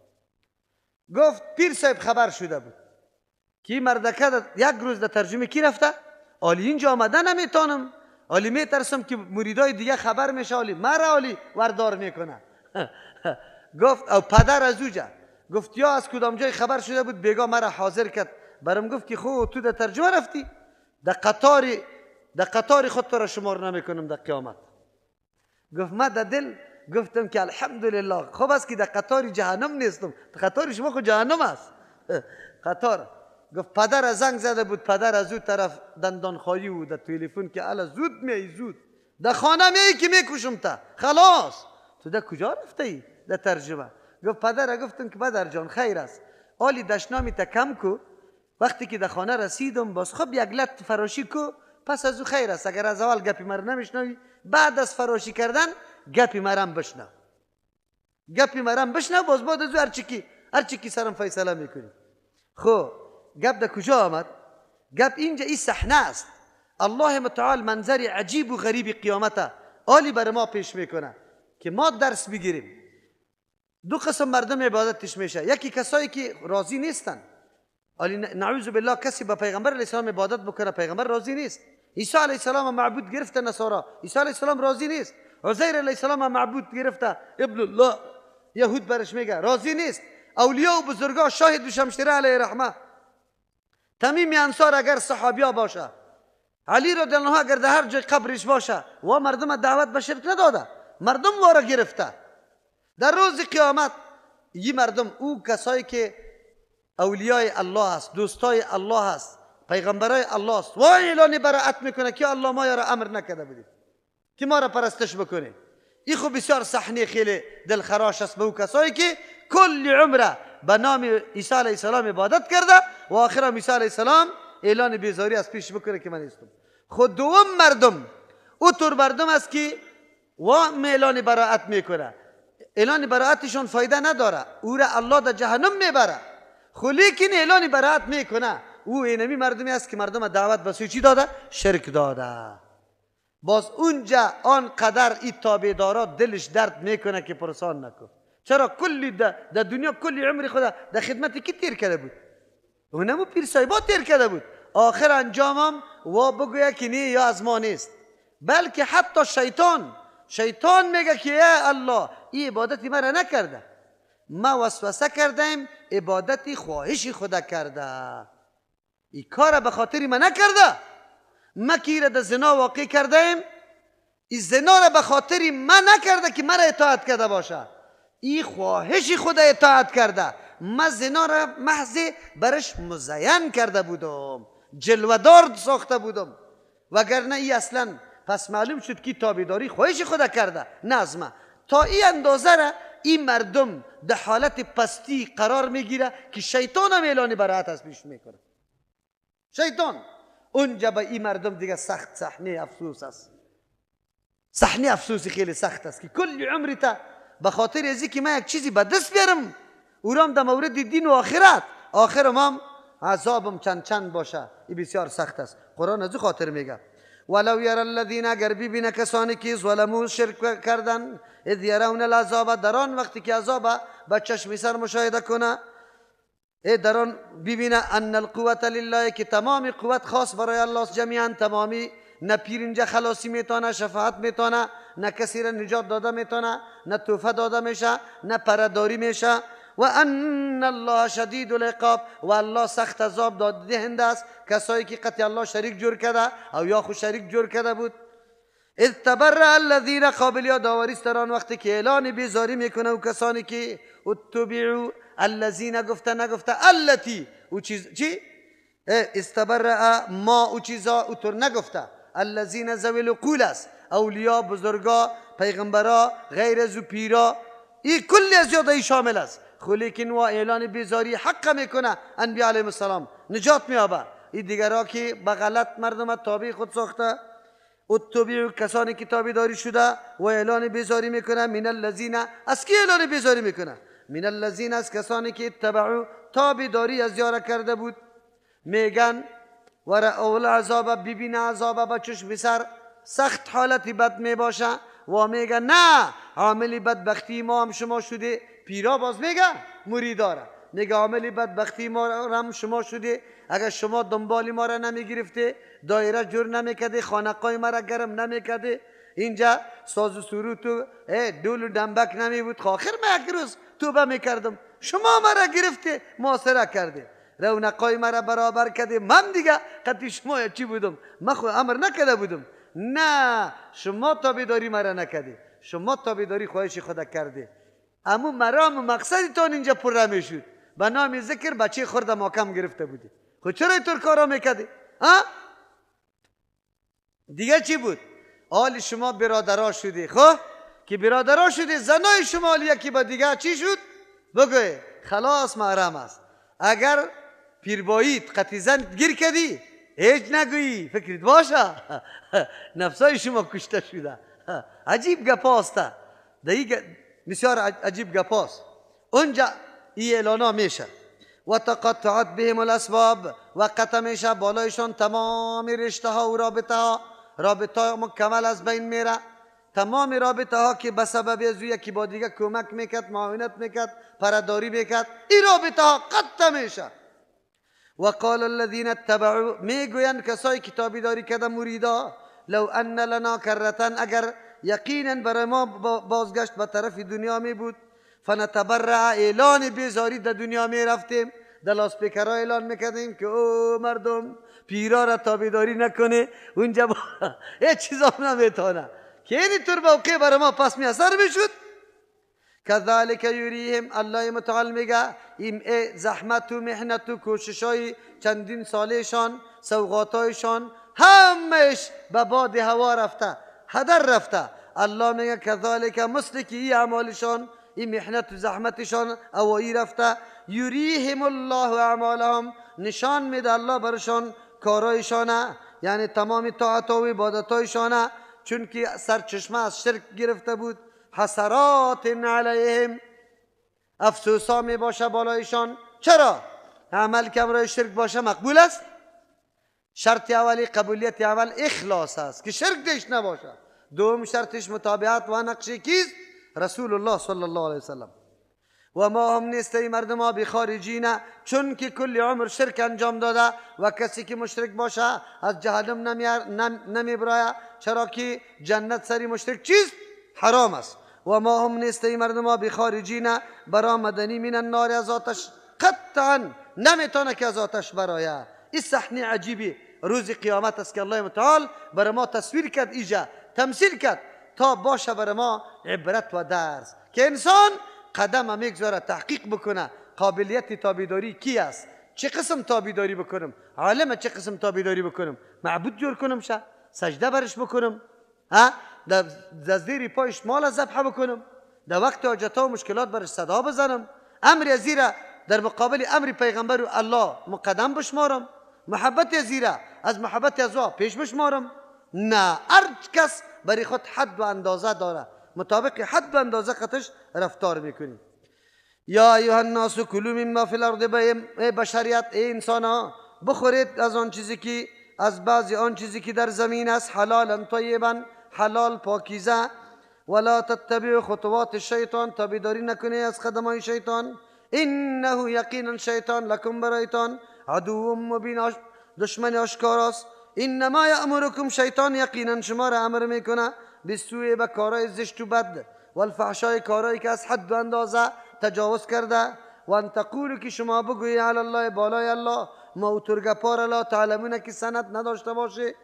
و اذا قیل، زمانی که گفته میشه لهم برایشان، اتبعوا ما انزل الله، تابع داری کنی آن چیزی را که الله فرستاده، قالوا، مردم میگه بل نتبع، بلکه ما تابع داری میکنیم ما آن چیزی را الفینا که یافتیم، علیه، بالای او روش، آباءنا، پدرها و علمای خدا، اولو کان، اگر یا تابع داری علما و پدرها را میکنه، ولو کان آباءهم، اگر چی پدرایشان، لا یعقلون شیئا، این چیزا نمیدانه، بی سواد هستن، نه عالم نه مجتهد، ولا یهتدون، نه راهیاب هستن که از دیگه کس چیزی را شنیده باشه او تو رام نیسته.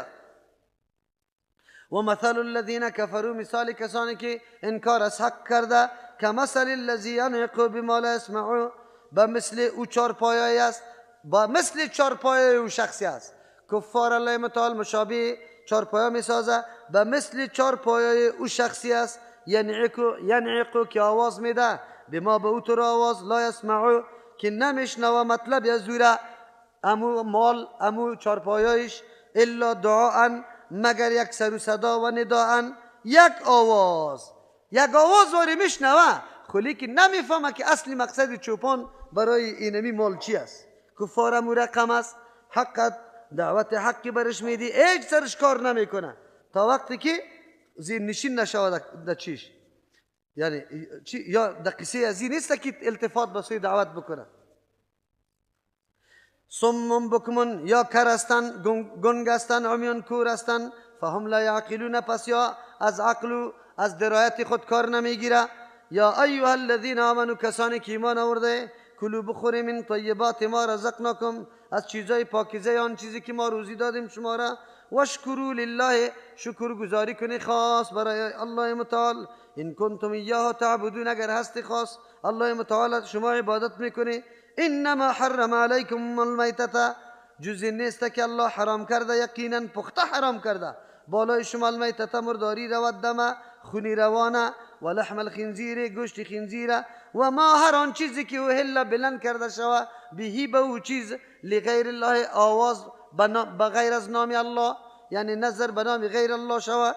فمن اضطر، کسی که ناچار شود، غیر باغ، در حالی که تجاوز طلب کننده لذت نباشه، ولا عاد، تجاوز کننده از حد نباشه، فلا اثم علیه، نیست گناه بالایش. ان الله غفور رحیم، یقینا الله متعال مهربان ذات، غفور، بخشنده است، خطاهای سابق الله بخشش میکنه، رحیم، رحم کننده است، توفیق عمل، روان شدن برای مستقیم در آینده میده. ان الذين یکتمون ما انزل الله، یقینا کسانی که پنهان میکنن چیزی را که الله فرستاده، من الکتاب، از کتاب، و یشترون به ثمنا قلیلا، میخره توسط اینمی کتاب ما انزل الله ثمنا قلیلا، قیمت ناچیزه. اولئک این مردم ها ما یأکلون نمیخورن فی بطونهم در شکمای خود الا النار بجز از آتش، ولا یکلمهم الله سخن نمیگه امرش الله متعال یوم القیامت در روز قیامت، ولا یزکیهم او تزکیه پاک نمیکنه یار الله از گناه ها و چیش، به خاطر که ابدی جهنمی است. ولهم عذاب علیم برای از عذابی دردناک است. اولئک الذین اشتروا الضلاله، این مردم ها کسانی هستند که برگزیدن گمراهی را بالهدى در مقابل هدایت، والعذاب برگزیدن عذاب بالمغفرت در مقابل بخشش. فما اصبرهم علی النار، چقدر صبرمند هستند بالای آتش. این قدر قوت از کجا پیدا کرده که سری آتش هم صبر کرده میتونه. یا ایها الناس کلوا مما فی الارض، انسان ها بخوری آن چیزی که در روی زمین است، حلالا طیبا. بنده ها آمده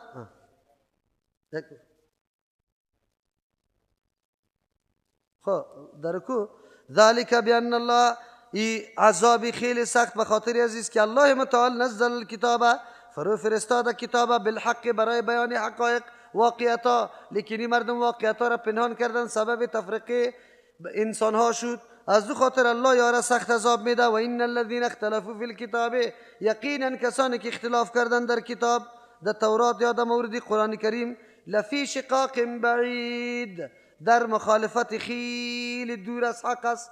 از دو خاطری مردم ها را الله در این حالت رسانده.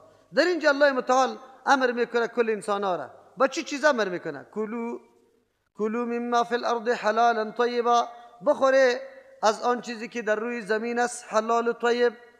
الله میفرماید بی الله انتظام زندگی بنده خدا کرده، انتظام زندگی بنده خدا چه قسم انتظامش کرده؟ الله میگه شما بخوری حلال طیبه، چیزایی که ما پیدا کردیم میوه دانه هم حلال است هم طیب است. حلال است به خاطر که پابندی منع است که طرف کسی نآمده، و الله اما چیز به انسان حلال کرده تا وقتی که منع از حرمت نبیاد. مردم سوال میکنه کلپوره چی رقم است؟ ده حیوان مذبوح و جز از اونم خونی که در وقت ذبح میبره او حرام است، خوردنش حرام است. غدود دیگه مثانه، جاهایی که چیزای مضر قرار داره او از نگاه طب او ممنوع است. لا ضرر ولا ضرار فی الاسلام، نبری دیگه کس ضرر برسان نه خود. چیزی که سبب ضرر تو سوره نخوری دیگه یک چیزی از ایده حدیث قرآن من نامده، از او خاطر حلال است. مردم دلیلش میگه حدیث برام بیار، این مطلق شی حلال میباشه تا وقتی که حدیث او را چی نکنه؟ خاص نکنه، جدا نکنه. طیب او را میگه که گوارا باشه، کاری تغذیه را بکنه، آن چیزی که ضرورت بدنیت است او موجود شوه، این را طیب میگه. هم گوارا باشه و هم مفید باشه، به کدام مقصدی که تو خورده او مقصد حاصل شوه. الله امر میکنه کل انسان ها را که حلال، آن چیزی که در روی زمین است حلال بخوره. موجود است، الله متعال پیدا کرده، بسیار حلال موجود است. حالی ما و شما میوه ها و دانه ها و همه چیزا را میبینیم که حلال است. الله متعال ما را امر کرد. ما پیش گفته بودم که الله پابندی را در خوراکا سر ما نمیلگانه کی را بخو را نخو، بلکه میگه بخو، خو لیکن شرط است که حلال و طیب باشه، حلال باشه، حرام نباشه. امروز ببینی حالات ما مسلمان ها را الله متعال امر میکنه کل انسان ها را که حلال بخوره، بخاطر که رزق حلال ثمرات خیلی بیشتری داره در نشو و نموی اولادت، در اخلاق اولادت، در قبول شدن دعا، در ای که استراب و پریشانی و قلق در وجود انسان پیدا نمیشه، قطعا نمیشه. زمانی که تو مال حلال کمایی کردی تو بالکل مطمئن هستی از هر ناحیه دعایت الله قبول میکنه، اولادت سالم باشه. از او خاطر الله فرمان میده که حلال بخوری. امروز ببینی مردم ما را چقدر حلال میخوره، چقدر مردم برای مقرر شدن یک پست چقدر رشوت میده، او را از کجا باز پوره میکنه؟ تعجب است. همیشه گناه خریده میشه، همیشه گناه چی میشه؟ خریده میشه.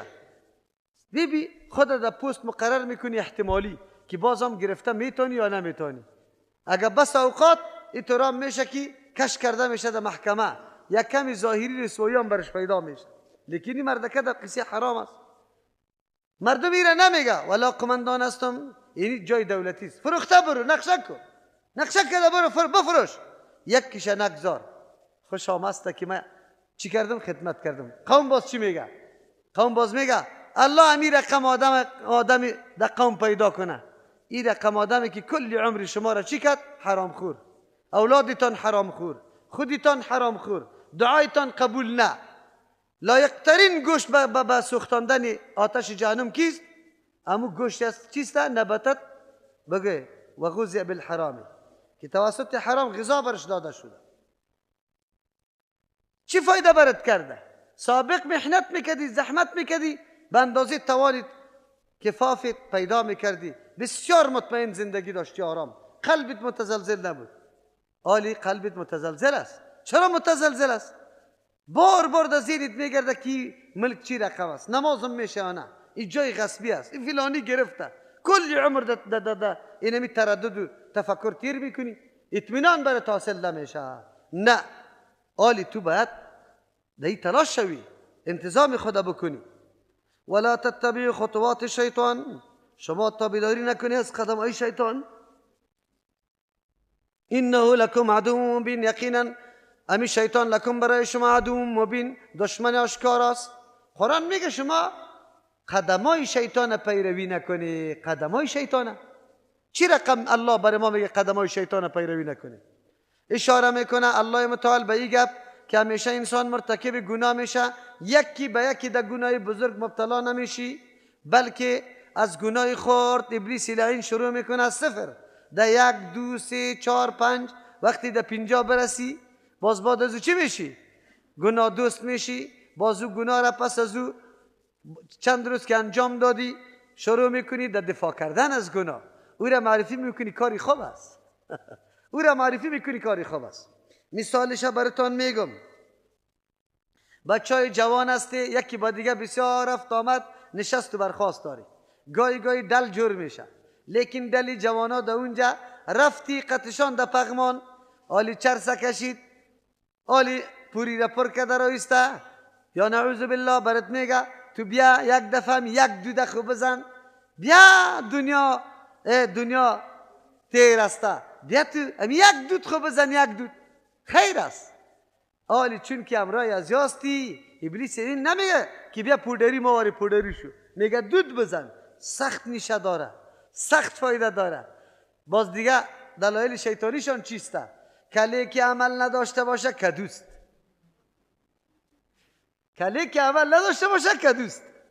بی تو عمل چی را میگه؟ عمل چی را میگه؟ عمل این را میگه که انسان یک کار انجام میده که او ثمره داشته باشه. هر کار ما شما انجام میدیم، او کار انجام میدیم که ثمره سرش مرتب میشه. بی هدف کدام کار انجام مید؟ نمیده. کله میگه کلی تو کدوس. این درور سری غیرت میاره، یک دود امیم روز میزنه، یک دود سباز دستش کن بیشی دوستی رقم نمیشه. چیزی که ما میکنیم تو بکن، چیزی که ما میکنیم نه یک کم کشکشک خدا میکنه، 4 نفر میگیرشه، چی میکنه؟ میگه با زور بده. این دهی دفعه در زورم چی میکنه؟ دانی خدا پرتکنک میکنه، اون طرف لغتک میزنه، اینجا یک کم به زور میده.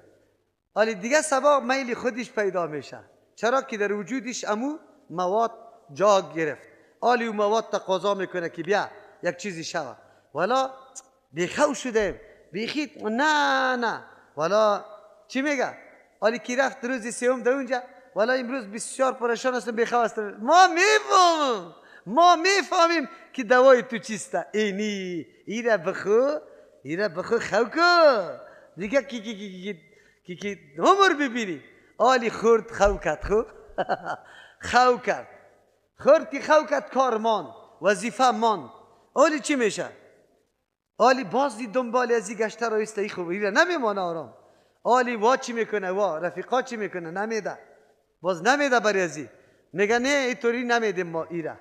تو بیا قطعا تا که یک جای نشدی تعهد نکردی ما نمیدیم، قطعا نمیدیم این چیزا برات. بیچاره که مجبور میسازه که چیستا قطعی یک جای شوه. از کجا شروع کرد؟ از صفر. حالی سیگریتی و پودری شد. با سایکو که چی میگه؟ کوکائین میگه یا هر چیزی که میگه اونو را باز شروع میکنه. با سعی میکنه که زیر پول پلاستیک کار جمع کرده بروه و خیر دیگه در اونجا میرسه. قرآن نبی رقم میکنه. چی رقم میکنه؟ تفلکای تانه از اول اجابه را سرش بپوشانی، نیم قوله سرش نپوشانی، خو لباسه از صفر شروع میشه. دختری که امور رقم تربیه میشه وقتی که باز امر به حجاب میکنیم من که امی پوزم بند شوه نفسم قید میشه. استاد من نمیتونم که پوزی خدا بند کنم. چرا نمیتونه؟ به خاطر اوه چادری رم سر کنم، من خو اینجا قول نداشت، این داستین این چادری این خود دور گپ است.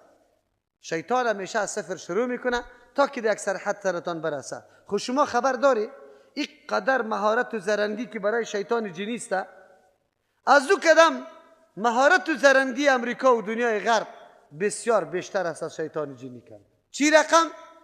چی رقم سر ما پیاده میکنه؟ مکتب میایی ولی یک نورم خود داشته باشه، یک دریشی خاص، خیلی خوب دریشی خاص، کلا رو اسکنی گم که جنجال هم است میفتم این رو اسکنی خیر است. سرلوچ باید بیای، سرلوچ میبرته دیگر روز برات میگه یک نکتایی چقدر مقبول معلوم میشه. عمیقا فکر نمیکنه که در یک انسان در گردنش چرا اینقدر ٹوٹه باشه. تو انسان هستی ٹوٹه رو چی میکنی؟ ذاکر نایک صاحب دلیل شده نمیتونه خب که او انداخته و فتوا میده. این ٹوٹه همون ٹوٹه است به زعم نصارا. اولین ایجاد کننده از یا نصاراست.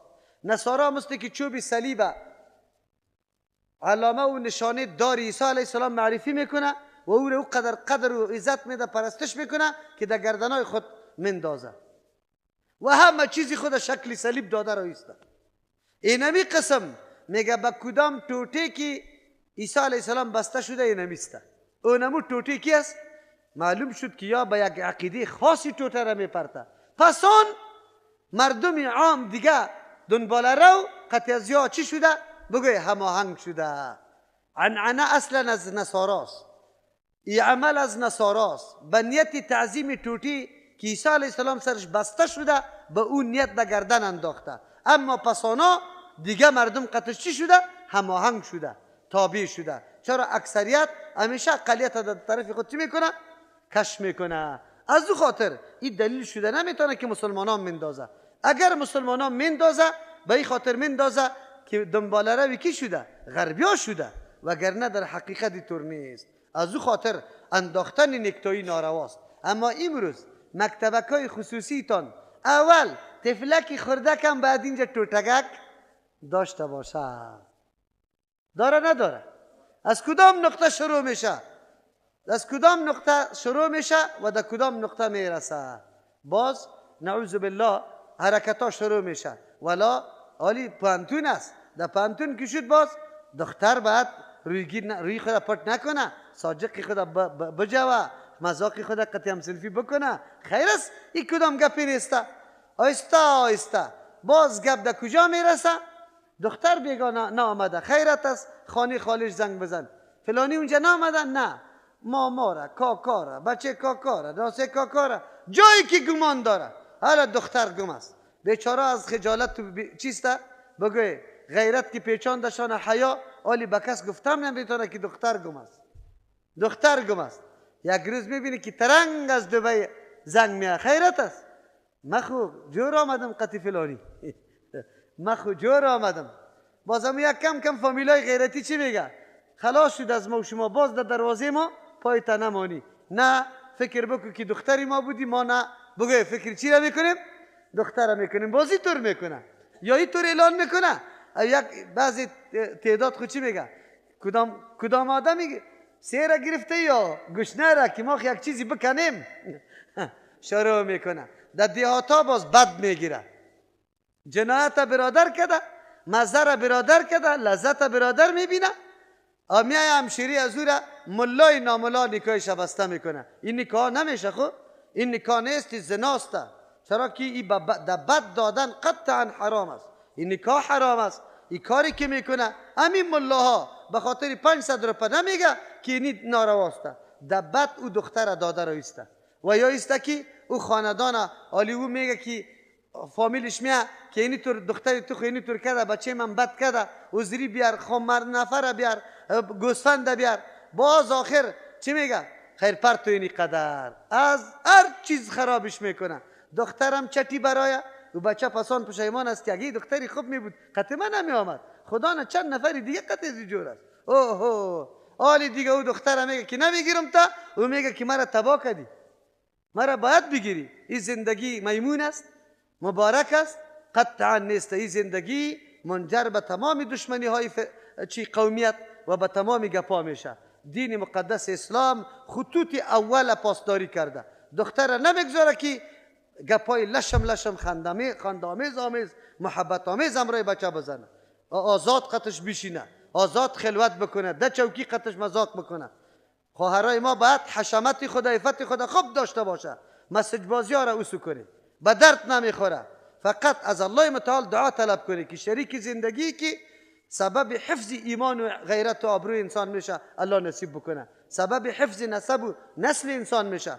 بچه دخترها باید اینطور دعا بکنه. از این مسجا هیچ چیزام به درد نمیخوره، به درد چی فایدم نداره و انجام عاقبتش قطعا نامیمون است و قطعا شوم است. هیچ کدام اثر درست درش مرتب نمیشه. از این خاطر است که دین مقدس اسلام از خطوه اول، از قدم اول پابندی لگانده و شیطان لعین همیشه که انسان در گناه واقع میکنه از خطوه اول، یعنی از قدم اول سرت شروع میکنه تا که یک دست سرحد برسی. وقتی که آلی که پودری رو بگوی که پودر حرام است، نارواست، و میگه که نارواست، میگه تو لذتش ندیده ای، اگر ببینی اول لنبر تو فتوا میدی که حلال است. همینطور میگه نه، دفاع از پیشش میکنه، دفاع از پیشش میکنه. ما پودری ها را در رمضان چی کردم؟ الحمدلله تبلیغی شدن، اعلان کردن. باز برای من چی میگفت؟ مولوی صاحب وقتی که پودر بزنم دلم خیلی نرم میشه، صدقه زیاد میکنم. خیلی ما گفتم به خاطر صدقه دادن خیلی پودر را برای اجازه بدیم که تو پودر زده برو، تو مسلمان هستی، ترحم داشته باش، امو رقم صدقه بده. این تو نمیشه. الله رحم بکنه. ولا تتبعوا خطوات الشیطان، شما تابعداری نکنی از قدمای شیطان. انه لکم عدو مبین، یقینا شیطان برایتان دشمن آشکار است. یک کسی که دشمن آشکارت باشه چطور تو تابعداری از او را بکنی؟ وسوسه از او سر تو کارگر شوه، گپای غلطی از او بری تو دلیل شوه و تو کار انجام بدی، هیچ وقتی تو کار نکنی. انما یأمرکم بالسوء، یقینا شیطان امر میکنه به زشتی، به بد اخلاقی، والفحشاء، به گناهایی که از حد تجاوز کرده، گناههای بی‌حیایی، و ان تقولوا علی الله، دیگه که بگوی بالای الله، جور کنی بالای الله موتور سخناره، لا تعلمون، که شما علم نداره، سند نداره. نقش شیطان خو برای ما اول معرفی کرد. کیفیت دعوت شیطان چیست؟ از صفر شروع میکنه، کم کم بالا میبرد. چادر یک دفعه از سر دور نمیکنه. دنیای کفر نامد که از سیاست ما چادر و چادری را اوست انداخته باشه، لیکن موت و فیشن و سریال توری آورد که دختر اینمی طور میکنه، لوله میکنه چادری خدا در تنور میندازه. لوله میکنه چادری خدا در کجا میندازه؟ در تنور میندازه. امی کالا و پیرانایی که فعلا دخترها میپوشه، راستی تا نبگوی، در بازار که میگردن کدام رقم پیران است؟ بابا و اجداد دنیاکان پوشیده بود. دایی گپا بازی مردما بابا و اجداد نمیشناسه. یک روز به زن خود نگفت که امو کرته که مادرم پوشیده بود امو رقم کرته را بپوش، که پیراهنی با عزت است، پیراهنی غیرت است. این را برش نگفته. فقط در مسئله دین میگه بگه دین پدرایتان اعلان نکنی، دین پدرها را محکم بگیری، خو لیکن دیگه کارا را اعلان کنی. قرآن برای ما بگه کی طور نی. شیطان است از مرحله صفر سرت شروع میکنه، خود به خود در سرحد میرسی که در گناه واقع شده باشی او نمیفهمی. حالی چه قسم به چی چیزا امر میکنه؟ انما یأمرکم بالسوء، یقینا شیطان امر میکنه به کار زشت یا او کاری که خلاف عقل است. آدم شریف و آدم با عزت طور کارا را قطعا نمیکنه. امو طور کارا را تو را به نیت ازی که تو سرشار هستی، ولا خیلی سرشار هستی، ماشاءالله خیلی زیاد قوت داری، حالی دیگه یک قدر خود و قیمی گیری که پرسار نکن. مردم ها برات پشم معلوم نمیشه، مرچم معلوم نمیشه. ببینی از اون طرف تو را بالا بالا میکنه، عقیده زشت، عمل زشت در وجودت پیدا میکنه. او تو را دیگه هم نعوذ بالله بد اخلاق میسازه و کارهای غلط تو را دعوت میده. والفحشای زیادتر کار کردگیش به فحشاست. فحشا هر امری که از حد اضافه شده باشه رو فحشا میگه. زنا را به خاطر فحشا میگه که از حد تجاوز کرده. شیطان تمام عمر پشت فحشا میگرده. فحشا چی را میگه؟ بی حیا شوی، حشمت و غیرت نداشته باشی. او ما با چشم سر دیده بین که شیطان در کدام طرف دعوت میده. امروز شبکه های شیطانی مکمل دعوت به سوی فحشاست. سریال ها را پخش میکنه، برنامه‌ای را میگیره که قطعا حیثیت نداره، انسان خجالت میکشه به دیدنش. لیکن او چه قسم نعوذ بالله اگه انسان او برنامه را از خود کنه و از او پن گرفته بتانه، قطعا نه. این کار شیطان است، شیطانی کاری خدا میکنه. و ان تقولوا علی الله ما لا تعلمون، که بگوی بالای الله آن چیزی را که نمیدانی. اٹکل بکنی به سند به دلیل، مردم گفته رایسته فلانی قبر اقدر شخصی بزرگ است، ما زوری شدیدیم، به سند و به دلیل گپا را گفته رایسته، مردم افواهات میکنه. و ان تقولوا علی الله ما لا تعلمون، که بگوی بالای الله آن چیزی را که شما نمیدانی. از کار از خود پیدا کنی، طریقا را از خود پیدا کنی، طریق عبادتا را پیدا کنی. اگرچه دلیل و سند هم نداره میگی خوب کار است، خوب کار است، چی بدی داره؟ ختمای قرآن ما میکنیم، قرآن خواندن بد است چی؟ ها؟ چرا قرآن بد است؟ آلی ما یک دفعه اگر من تنها بخوانم 30 روزم ختم نمیتونم، به خاطری که خانه ما برکت دار شوه، من 30 نفر طلب میکنم یک سپاره میخونه. نه خوب است. ایره سری چی بکنی؟ این کاری خوب است. کاری خوب کی را میگه که الله سر برش ثواب میده؟ چی میده؟ بگوی کاری خوب چی میگه؟ الله برش ثواب میده. داری در کدام جای گفته الله که من سری نی کار ثواب دارم، ثواب میدم؟ گفته در کدام جای که سری ختم ثواب میدم؟ ختمی که شما میکنی. و ان تقولوا علی الله ما لا تعلمون، سری الله تو گپا را جور میکنی که سند و دلیل نداره. اویجا وقتی که خوب گفتی، معنای عزیز که خوب است یعنی الله برش ثواب میده. چرا بالای الله بسته میکنه؟ بدعتا کل شی نمی رقم است که مردم میکنه در حالی که الله متعال در موردش چیزی گفته نمی باشه، او یا میگه که اینطور است. و اذا قیل لهم اتبعوا ما انزل الله، زمانی که گفته میشه برشان تابعداری کنی از آن چیزی که الله نازل کرده، گفته میشه از طرف پیغمبر علیه السلام. اصل دین چی را میگه؟ تابعداری را. اتباع چی را میگه؟ تابعداری دلیل. چرا که وحی منزل دو قسم است، یکی جلیس که قرآن کریم است، یکی وحی خفیس که حدیث کیست؟ پیغمبر صلی الله علیه و سلم است. نه، الله برای ما میگه تابعداری از این بکنه، یعنی به دلیل و سند، به دلیل نباشه تابعداریش بکنه. به مردم هم همینطور گفته میشد که بیای تابعداری کنیم از آن چیزی که الله نازل کرده. قالوا گفتن بل نتبع، نه ما تابعداری دیگه کسی نمیکنیم، بلکه ما تابعداری میکنیم ما آن چیزی را الفینا که یافتیم، او طریقه عبادت که یافتیم علیه بالای از او آبانا پدرای خدا، علمای خدا، بزرگای خدا که وا به این نقشه روان بودن.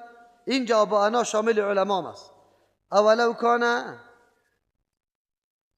ایتبعونهم، آیا تابعداری پدرها را میکنه، نیاکا و اجداد میکنه. ولو کان آباهم، اگرچه پدرایشان لا یعقلون شیئا، استدلال منطقی هم نداشتن، عقل. از خاطر میگل چی میگه؟ ولو کان ایتبعون، آیا تابعداری میکنه پدرها و بابا و اجداد خدا. ولو کان آباهم، اگرچه پدرایشان لا یعقلون شیئا، نمیدانن چیزی را، فکر نمیکنه در کدام چیز. ولا یهتدون، هدایت یافتم نیستن. از کسی دیگه هم نشنیده. این آیت مهم آیت است. چرا مهم آیت است؟ به مشرکین دعوت داده میشد. چه رقم دعوت داده میشد؟ طریقه دعوت الله متعال بر ما بیان میکنه. مردم دعوت به سوی عملی کردن، فهمیدن، نازل شدن آن چیزی که الله نازل کرده. کدام چیزی را که الله نازل کرده پیروی از او شود. اینمی دین است، را اتباع میگه. قالو یا میگفتن نه بل نتبع ما الفینا علی آباءنا. این سخن از کی شد؟ از کفار. با کفار گفته میشد بیایید با آن چیزی که الله نازل کرده، وحی جلی قرآن، وحی خفی حدیث، به این شما ایمان بیاری، خلاص تابعداری کنی، دلیل موجود باشه در نقش قدم از او روان شوید. یا میگن ما تابعداری میکنیم از آن چیزی که پدرای خود سرش یافتیم. الله چه قسم رد میکنه سر از یا؟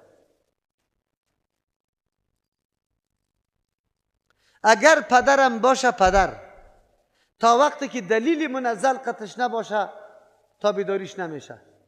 دلیل منزل چی جای ازی که دلیل منزلم قطعش نباشه و عقلم قطعش نباشه، یا در مرحله باشه که مثل دیگرها واری عقلم نداشته باشه، بازم تابعداری همونطور مردم شوه، دنبال از او روان شوه. از این طور تابعداری ما تعبیر به تقلید میکنیم. اینی را ما میگیم که تقلید است. چرا سند نداری او تو روان هستی دنبالش؟ به کدام دلیل؟ بگو. قرآن سخن مشرکین مکه را نقل میکنه و مذمت از را بیان میکنه، بدیشان برملا میکنه که به این مردم گفته میشه که بیای به آن چیزی که الله نازل کرده تابع شوی، یا میگه نه چیزی که پدرای ما سرش هسته. شما ببینی عالی فرق در بین اردو چقدر زیاد است. یکی تابعداری بابا و اجداد، یکی تابعداری ما انزل الله. ما انزل الله وحی الله است، هیچ خلل و نقصان دو نیست، ضامن سعادت بشریت است. الله به می خاطر روان کرده که بشریت بینمی ما انزل الله حرکت بکنه، عمل بکنه، به این هدف و مقصد آمده. و یکی در نقش قدم پدرها که پدرها حرکت کرده در اوجا برویم. زمین و آسمان فرق است یا نه؟ و این مقوله مشرکین مکه بود. امروز مولای ما و تو در سر منبر به مردم اعلان میکنه، میگه او مردم چی جماعت ها و فرقه ها زیاد پیدا شده، فکرتان باشه که کدام عقیده از پدر و مادرتان بود، کدام راست پدر و مادرتان بود، او را اعلان نکنی که گمراه میشه. این سخن مولا با این سخن مشرک مکه چی فرق داره؟ فرق داره؟ خیر ما بد میگن مولا را، ما بد نمیگم، آیت قرآن بد میگه. آیت قرآن میگه خود مولا دعوت داده به سوی تابعداری بابا و اجداد. یک روز خوب بابا و اجداد خود پیش براتون گفتم. با کدام بابا و اجداد؟ اولی، دومی، سومی، چهارمی، پنجمی، کدامش؟ کدامش هم تابعداری کنم؟ در بابا و اجدادت خود رسول الله میآید و ابراهیم علیه السلام هم میآید. اما ابراهیم علیه السلام الله تایید کرده و امر رسول الله صلی الله علیه و سلم الله تایید کرده. اردویش امام است. چرا از او بابات پیروی نمیکنی که بابای نزدیکتان که چوپان بود از او پیروی میکنی؟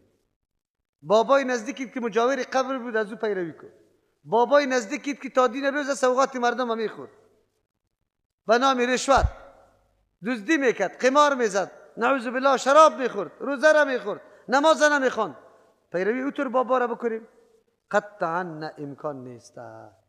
قرآن اینجا بدی و مذمت همین مشرکین بیان میکنه که در مقابل ما انزل الله یا رای پدرها را در پیش گرفته. چطور یا در کامیابی و در فلاح برسه که ما انزل الله را ترک کرده؟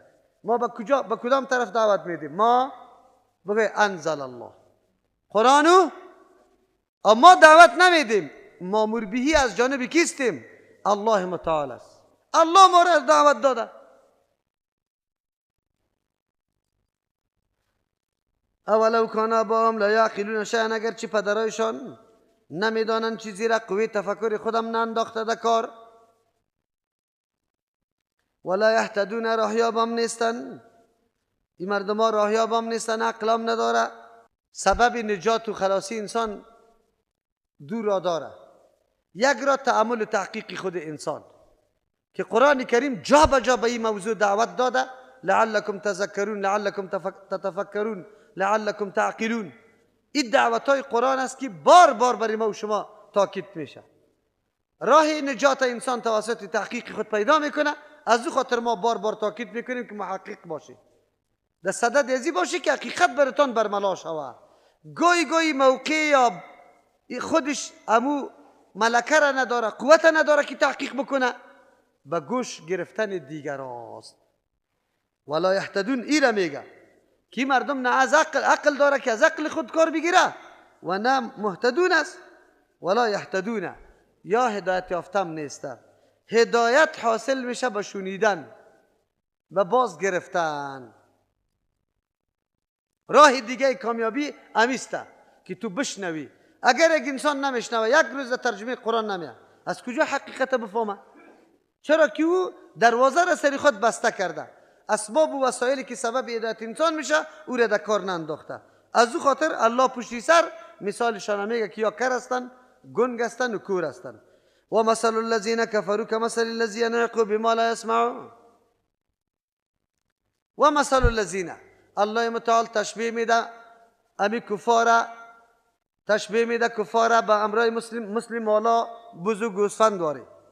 داعی را تشبیه میده به مثل چوپان واره. چوپان وقتی که رمی مال خدا، چوپان است، رمه را نگاه میکنه، تلاش میکنه در جایی ببره که الافزار زیاد باشه، هموار باشه، سنگپر نزنه شه، گرگ نخوره شه، مالش خیلی خوب بچره، محفوظ و مسئول باشه. این همی قسم. لیکن همی چوپان امرای امی مال با وصفی که این همی چوپان امرای این همی مال با وصفی که رعایت مال خدا میکنه، لیکن مال نمیفهمه گپی چوپانه. چای بیا برش میگه چای بیا چی مانا؟ بزو گوسفند نمیفهمه چای بیا چوپان است که دور بخوره رمه، لیکن خبر نیست که بوسو گوسفند هنوزم دویده رویسته روی بروی اج گیر نمیده تا. چرا؟ به خاطر که بزو گوسفند فقط صدا را میشنوه که غالمغال است، مطلب میفهمه؟ نمیفهمه. الله متعال مشرکین مکه را تمثیل میکنه، صفتش برای ما بیان میکنه مثل چی واری؟ اینمی چوپان واری. داعی پیغمبر علیه السلام است به مثل چوپان است، مشرکین به مثل بز و گوسفند واری است. چی رقم مثل بز و گوسفند است؟ پیغمبر علیه السلام حیثیت چوپان داره. چوپان بسیار دلسوز بالای مرمه و مال خود می باشه، گرگ نخورشه، سنگپر نزنشه، خوب جای خوب بچره، سیر شوه، محفوظ باشه، مسئول باشه. چوپان لحاظ و رعایت گوسفندای خدا میکنه. رسول الله صلی الله علیه و سلم لحاظ قوم خدا میکنه. کسایی که ایره دعوت میده و در نظر گرفته که یا بسیار در منزلت و مرتبه بالا برسه، این مردم نجات پیدا بکنه. نه گرگ بزنه شه، نه سنگپر بزنه شه، نه گوش نشوه، نه توش نشوه، همه چیزای مورد ضرورتشان پوره شوه. اینمی قسم چوپان نیت و اراده داره، رسول الله صلی الله علیه و سلم اراده داره. لیکن کفار و مشرکین به مثل بز و گوسفند است. بز و گوسفند که چوپان صدا میزد فقط فریاد میفهمید، مطلب نمیفهمید. پیغمبر علیه السلام الله متعال میگه که کفار به مثل بز و گوسفند است، فقط سر و صدا غالمغال شرماشور درک میکنه، لیکن اصلی مطلب نمیفهمه. چرا نمیفهمه؟ به خاطر که وسایل درک سه چیز است: چشم است، گوش است و زبان است. هر سه وسیله را یا چی کرده؟ فلج ساخته. در گوش کر کرده، زبان گم کرده، چشم چی کرده؟ کور کرده. از او خاطر از این تم توقعی چی را نداشت؟ بگه تم توقعی راهیابی از یار نداشته باش. تسلی به پیغمبر علیه السلام میده، لیکن در اینجا باز مذمت مشرکین بیان میشه که ای مردم، برابری حیوانات یعنی بز و گوسفند هم نبوده. بز و گوسفند دمو حالت هم دمو سر و صدام گاهی گپی چوپانی خدا چی میکنه؟ میگیره. امو بز که در سر روان میباشه که بگی چای بیا، فرد دور میخوره. پس از قهری دمو قدر میفهمه. اما ای کفار نمیفهمه. ای کفار هر قدر که دعوت بدی. مثل الذین، مثال کسانی که کفروا کافر هستند، کمثل الذی ینعق، به مثل چارپایا یا بهایم یا بز و گوسفندای، الذی او شخصی است ینعق که آواز میده، بما به او آواز، لا یسمعو که نمیشنوه و اثر، الا دعاء مگر سر و شور و نداء آوازه، فقط یک سر و شور و غوغا و آواز میشنوه، دیگه مطلبش خبر نداره. صم بکمون، یا کر هستند، بکمون گنگ هستند، عمیان کور هستند، فهم لا یعقلون، پس یا از عقل کار نمیگیره، از عقل کار نمیگیره. الله متعال علی مذمت مشرکین بیان کرد. چرا بیان میکنه؟ که یا به مثل بز و گوسفند است. خلاص بز و گوسفند گاهی اوقات به صدا چی میشه؟ یا ایچ یا نمیفهمه. دعوتی تو در مقابل از یای نمی قسم حیثیت داره. یک توجیه بود که مثال در اینجا بیان مثالی دعوتگر است. دعوتگر که مثال میده، البته در درسای خیلی مهم است.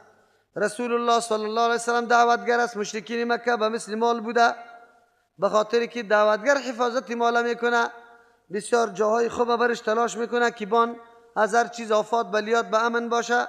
پیغمبر علیه السلام هم دلسوزیش محنتش به این خاطر بود که مردم در جهنم نسوزه، عذاب سرشان نبیه یا حق بپذیره. یا این آیت مثال برای مقلدینی که تقلید با آبا و اجداد میکرد، الله مثالشان بیان میکنه، یعنی جهلشان، نادانیشان. مثل الذین، جهل و نادانی کسانی که کفروا کافر شدن، دعوت پیغمبر قبول نکردن، کمثل الذی، به مثل دعوت او کسی است، ینعق که آواز میده، بما به آن چیزی که لا یسمع شنیده نمیشه، الا دعاء مگر سر و صدا و نداء آواز. مثال مشرکین در جهالت و نادانیشان به مثل چیستا که کافر شدن، به مثل کسی است ینعق که آواز میده، بما به او تر آواز لا یسمع که نمیشنوه، الا دعاء مگر سر و صدا را و نداء آواز. پس این مردم هم چی دنبال بابا و اجداد خود روان هستند، مثل که دنبال چوپان بز و گوسفند روان باشه. بز و گوسفند نمیفهمه حقیقت امر چوپان درک کرده نمیتونه. این مردم هم حقیقت امید پیروی بابا و اجداد خود درک نکرده که یا را در سوی هلاکت برده یا در سوی چی نجات میبره، یا به مثل مالواری است. چوپان یا را دور داده یا هم قسمه است، آبا و اجداد خودم حیثیت چوپان داده، خلاص مطابق میل از او حرکت کرده و گشت و گذار کرده، در حالی که حقیقت نمیدانه که چرا ما گشت و گذار کردیم. در اینجا چرا اینطور شدن؟ صم بکم عمیان فهم لا یعقلون، یا کر هستن، گنگ هستن، کور هستن، پس یا از عقل کار نمیگیره، یا خود مردم های جور هستن. چرا الله متعال میگه که کر و کور هستن؟ علتش است که اسباب و امکاناتی که الله برش داده برای فهم او را در کار ننداخته. چرا که علم در وجود انسان میاد یا توسط شنیدن از دیگران، مسائل از دیگران شنیدی و در علم تو اضافه میشه، یا است که تو سوال میکنی از کسی یک چیز نمیدانی، خودت میری با زبان سوال میکنی اینگینی گپ چی رقم است، او جواب برات میده، یا است که میبینی حقیقتا را خودت برات واضح میشه که اینی رای درست است، اینی رای غلط است، توسط ازی به انسان معلومات حاصل میشه. یا است که از قوه تفکر کار میگیری، از قوه تفکر کار میگیری، برات واضح میشه که کدام کار خیلی مفید است برای انسان. اینمی مردم ها نه از گوش خود کار گرفتن، نه از زبان خود، نه از چشم خود، نه از عقل خود. صمون یا کر هستن، سخنای حق نشنیده، بکمون یا گنگ هستن، تلفظ بالای حق نمیکنه، فهم لا یعقلون، عمیون یا کور هستن، حق رای حق نمیبینه، فهم لا یعقلون، پس این مردم عقل نداره، دانش نداره. در اینجا موضوع تقلید آمد، از او خاطر مفسرین کرام در این آیت موضوع تقلید هم بیان میکنه. یادتان باشه موضوع تقلید در زمان سابق نبوده، موضوع تقلید بعد از قرن چهارم به وجود آمده. در قرن چهارم هم امامای بزرگوار هیچ کدامش امر نکرده که تقلید ما را بکنی، خوش کوتری ما را بپذیری. نمونه های بارز آشکارای از یا ایسته که شاگردای مستقیم و اولی امی اماما کلش مخالف اماماست در بسیار مسائل. در بسیار مسائل شاگردای مستقیم ائمه مجتهدین مخالف کی است؟ ائمه مجتهدین است. این دلیل بالا ازی بوده که اماما هم امر به تقلید نکرده. چطور به وجود آمده؟ در یک منطقه که یک ملا باشه و امو تدریس و تعلیم میکنه، محبوبیت امو ملا در امو منطقه چی میشه؟ تیت میشه. ملا که کدام فتوا داده اون امو ملا محبت داره قتلش مردم، امو فتوا از او تدوین میکنه، مطابق از او حرکت میکنه.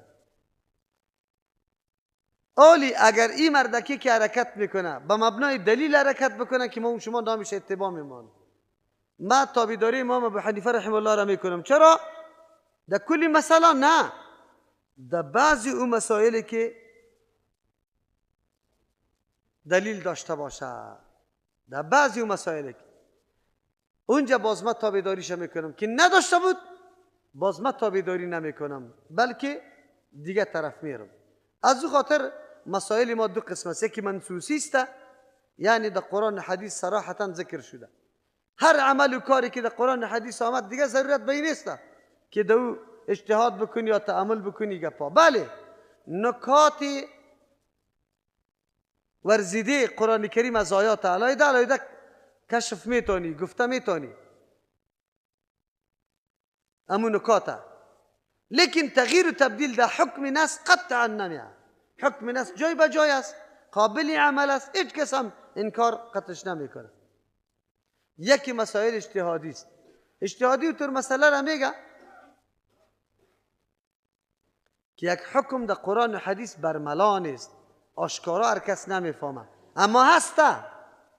خود حکم در قرآن حدیث هست لیکن برملا نیست. اینجا یا مجموعه مردم جمع میشه، یک حکم از احکام تعیین میکنه، اینمی عالم اجتهاد میکنه، یا مجموعه اجتهاد میکنه یا یک نفر.